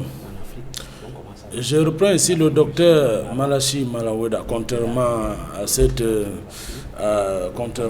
campagne de dénigrement qu'on a lancée sur son doctorat. Je répète, le docteur Malachi Malaweda a géré la première vague du Covid-19 avec, on peut dire, c'était magnificence. Il a su gérer non seulement les malades, mais aussi tout ce qui pouvait amener, tout le matériel possible qui pouvait amener le malade à retrouver, n'est-ce pas, la santé. Bon, la deuxième vague, celle que nous craignons, qu'elle arrive dans notre cher et beau pays, le Cameroun, dirigé par son Excellence Paul Biya. Les mesures sont prises au sommet de l'État. Le chef du gouvernement, le premier ministre, chef du gouvernement, a déjà instruit. Les instructions ont été données au ministre de la Santé, le docteur Malachi Malaweda. Tout est prêt. Et nous sommes parés. Le ministre et toute l'équipe médicale sont parés pour, n'est-ce pas, faire face à l'adversité encore appelée Covid-19. Donc, pour moi, il n'y a aucune crainte. Nous avons vaincu, n'est-ce pas, la première crise, nous allons vaincre la deuxième crise. Mais pourtant, les chiffres du ministre publiés sur son compte Twitter font état d'un nombre plus élevé de contaminations liées au Covid-19 ces 3 dernières semaines au Cameroun, avec un nombre de décès également qui est croissant. Est-ce que ces chiffres-là montrent qu'il y a une difficulté à optimiser la prise en charge? Avant de parler de l'optimisation de la prise en charge, je parlerai des faits concrets et je prends le peuple camerounais en témoin. À chaque fois que le chef de l'État s'est adressé au peuple camerounais, il a tout demandé de porter les masques, de laver les mains. Il donne des conseils à tout le peuple camerounais. Equinox même, Equinox TV, le fait à chaque moment, à chaque prise ici à Equinox diffuse les mesures barrières contre la Covid-19. Le peuple camerounais, nous devons porter les masques, nous devons laver nos mains, nous devons prendre des précautions. C'est élémentaire. C'est pour ça que j'accuse les parents qui disent aujourd'hui que les gens sont mal appris au pays. C'est parce qu'ils ont mal appris d'abord leurs propres enfants. Donc, le chef d'État donne des instructions et on ne suit pas. Quand vous ne suivez pas, vous serez contaminé. Bon, maintenant, par rapport à l'optimisation... On va acheter le vaccin quand vous m'avez fait perdre le fil des idées. Mais par rapport à l'optimisation, je le répète, tout est fin prêt. Le chef d'État donne des instructions. Le ministre a pris des mesures et nous sommes parés, nous sommes tous parés pour, n'est-ce pas, faire face à l'adversité. Après vous, Martin, est-ce que les assurances qu'il donne ici sur ce plateau peuvent permettre aux Camerounais de dormir tranquillement? Pour vous, Pierre-Emmanuel Bignam, ou alors il faut s'inquiéter au regard de cette deuxième vague qui touche de plein fouet le pays? Si on s'en tenait aux propos et aux assurances annoncées par le régime de Paul Biya à l'arrivée de cette pandémie au Cameroun, c'est que la population camerounaise a été décimée. N'eût été la grâce de Dieu et notre débrouillardise en tant que Camerounais à travers la solution CLEDA et d'autres solutions de plantes médicinales, la médecine traditionnelle, nous n'aurions pas eu le bilan dont le gouvernement de RDPC se targue de se féliciter aujourd'hui. Nous avons tous les Camerounais sont témoins, même la communauté internationale, de la cacophonie. Qui nous a félicité, bien sûr, la communauté internationale. Dans laquelle le gouvernement camerounais a géré cette pandémie-là.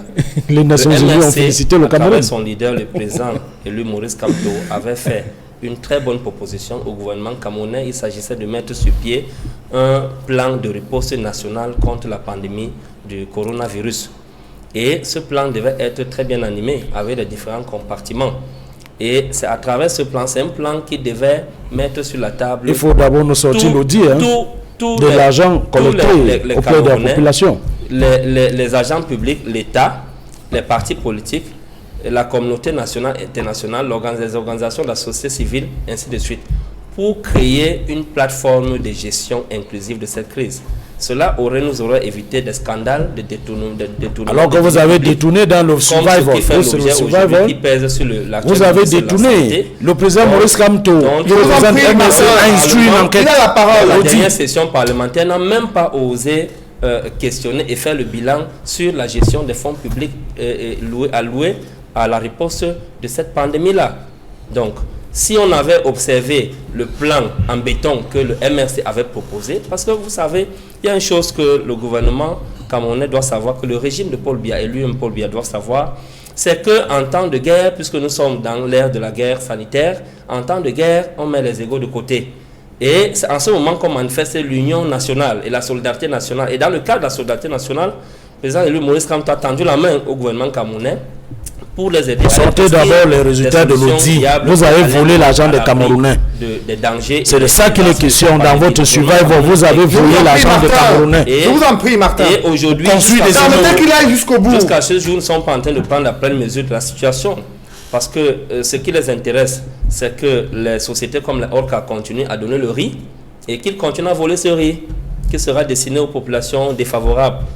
Vous prétendez quand on suit les appels que vous lancez à l'endroit du gouvernement pour émettre des réserves sur la stratégie qui a été mise en place jusqu'ici pour faire face à la pandémie du Covid, les Camerounais n'ont pas oublié également qu'il y a eu une initiative Survie Cameroun lancée par le professeur Maurice Kamto. Une audit également a été menée durant ces derniers mois. Qu'est-ce qui en ressort concrètement sur la gestion des fonds qui ont été mises à votre disposition, du moins la disposition de l'initiative Survie Cameroun, pour aider et soutenir les Camerounais dans la lutte contre la pandémie de Covid-19? Okay. Je félicite tout d'abord le président élu Maurice Kamto, qui a inspiré la mise sur pied de cette initiative qui a sauvé des millions de vies de Camerounais, parce que Survie Cameroun a eu un bilan merveilleux. Nous avons couvert de 3 millions de Camerounais avec des masques. Nous avons partagé des centaines de milliers de masques chirurgicaux aux hôpitaux. Nous avons partagé des gels hydroalcooliques, des millions de litres.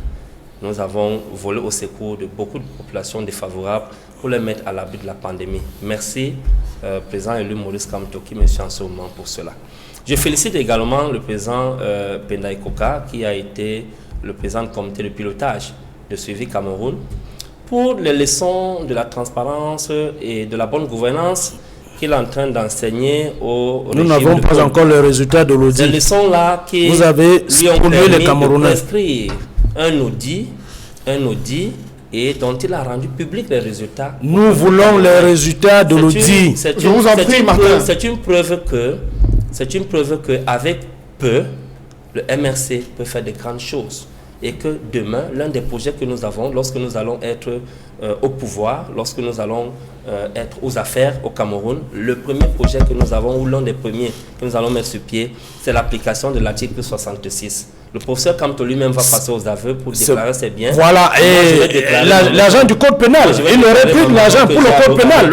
Il faut dire aux Camerounais que votre Maurice Kamto a rédigé le code pénal par son cabinet de son cabinet Brentros. Je vous en prie. Il va s'expliquer sur l'affaire du code pénal, code de procédure pénale, code électoral. Il a pris de l'argent. Quelle est sa fortune après le pouvoir de il va nous dire. Les scandales de sa fortune vont être vus voilà. en public. pour non-application de l'article 66 dont lui-même a voté en même, 1987. Même, attendez, Messieurs, même l'agent de suivi Cameroun, c'est dans les réseaux sociaux. Martin et Pierre-Emmanuel, messieurs, c'est la fin de cette émission. On va poursuivre ce débat tout à l'heure dans les backstage et les coulisses. Messieurs, Edmond Kangia, Martin Zan, merci d'avoir participé à ce débat très enrichissant. Merci également à vous, Maître Lavoisier de Sapi et Pierre-Emmanuel Bignam, d'être venus sur ce plateau. Mesdames, Messieurs, merci d'avoir suivi cette émission et merci de rester sur Equinox Télévision.